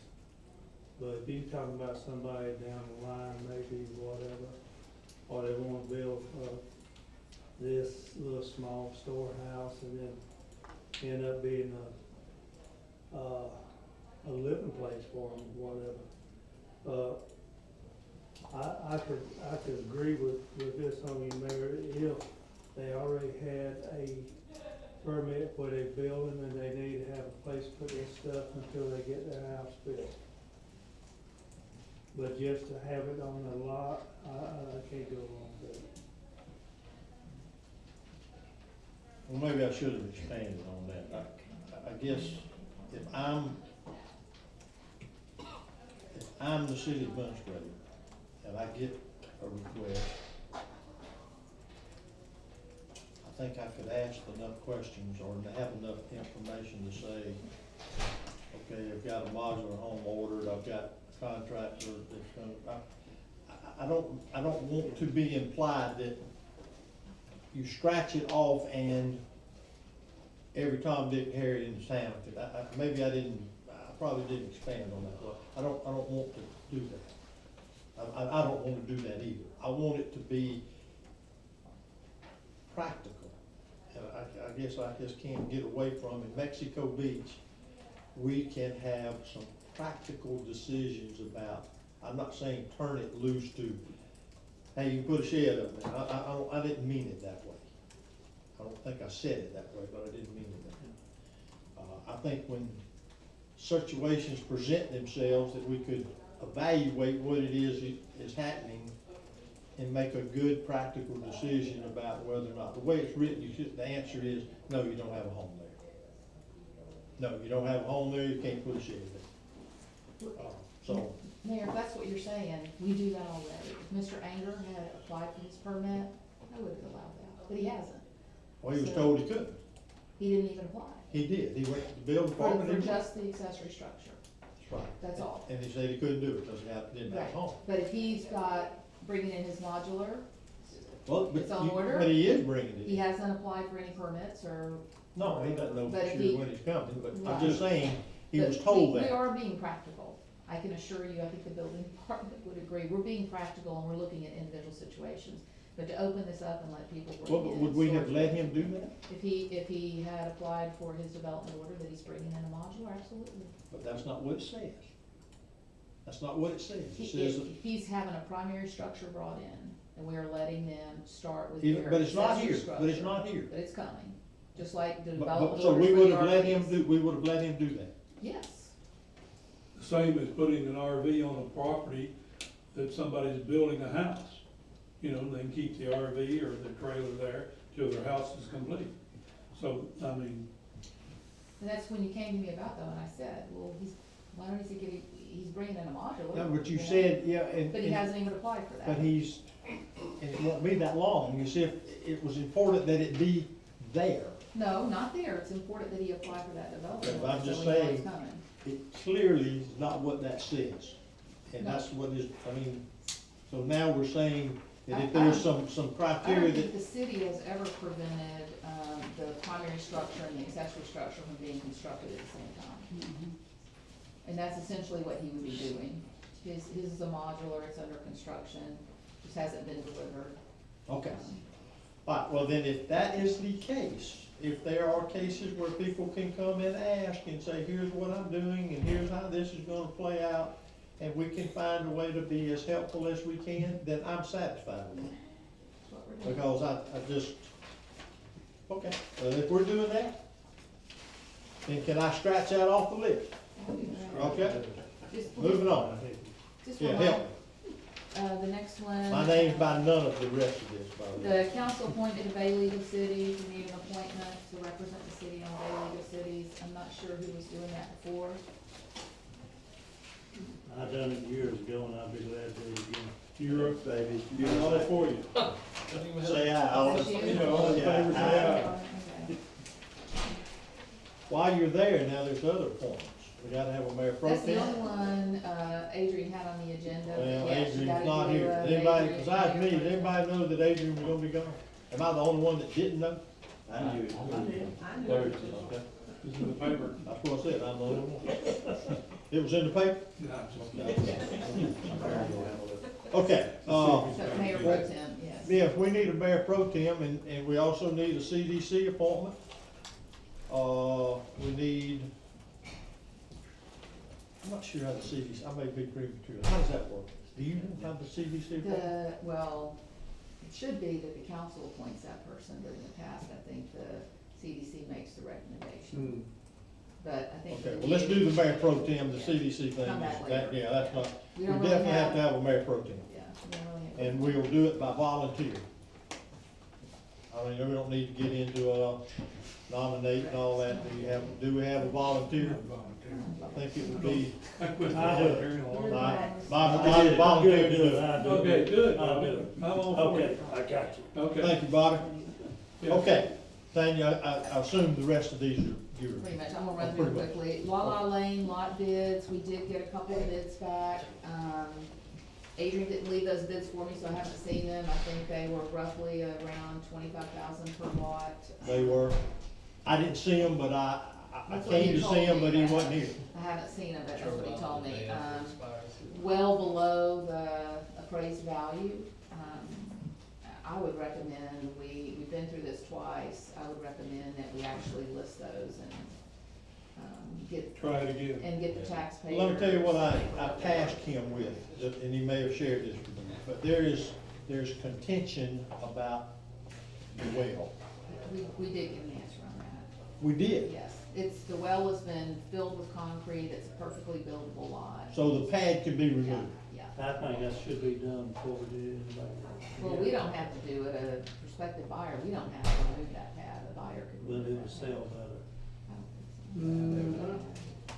Yeah, I think I am the high bidder on that, and I'll withdraw it if y'all are low on that.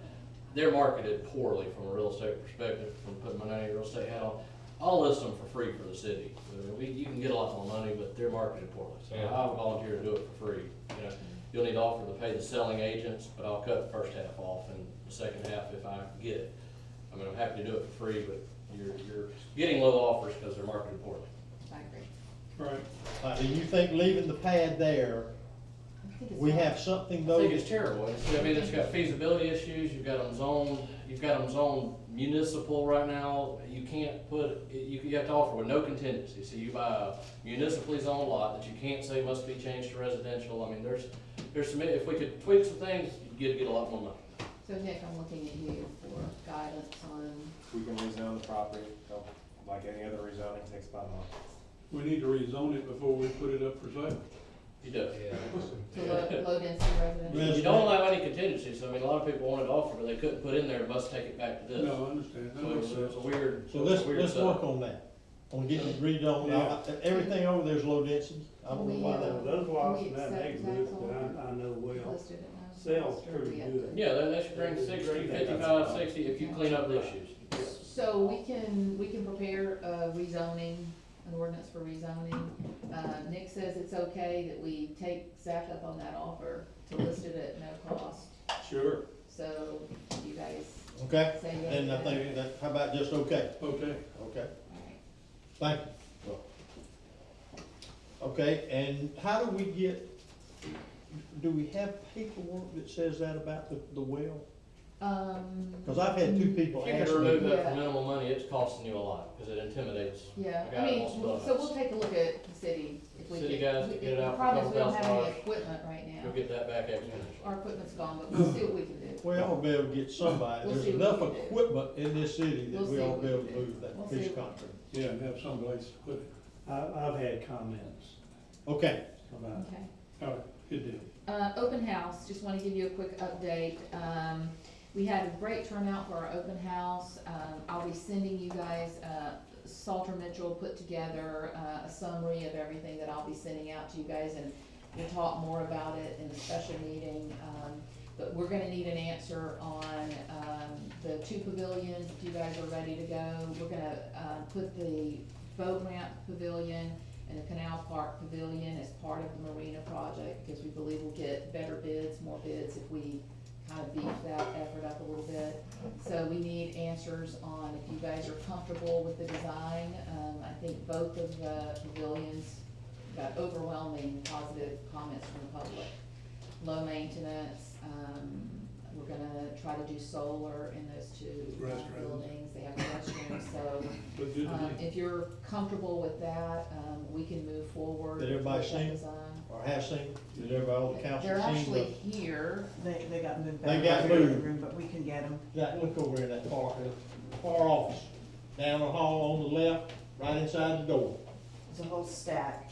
And while we're waiting on those, the other item that we showcased was the 7th Street Park landscaping. Again, positive comments on that.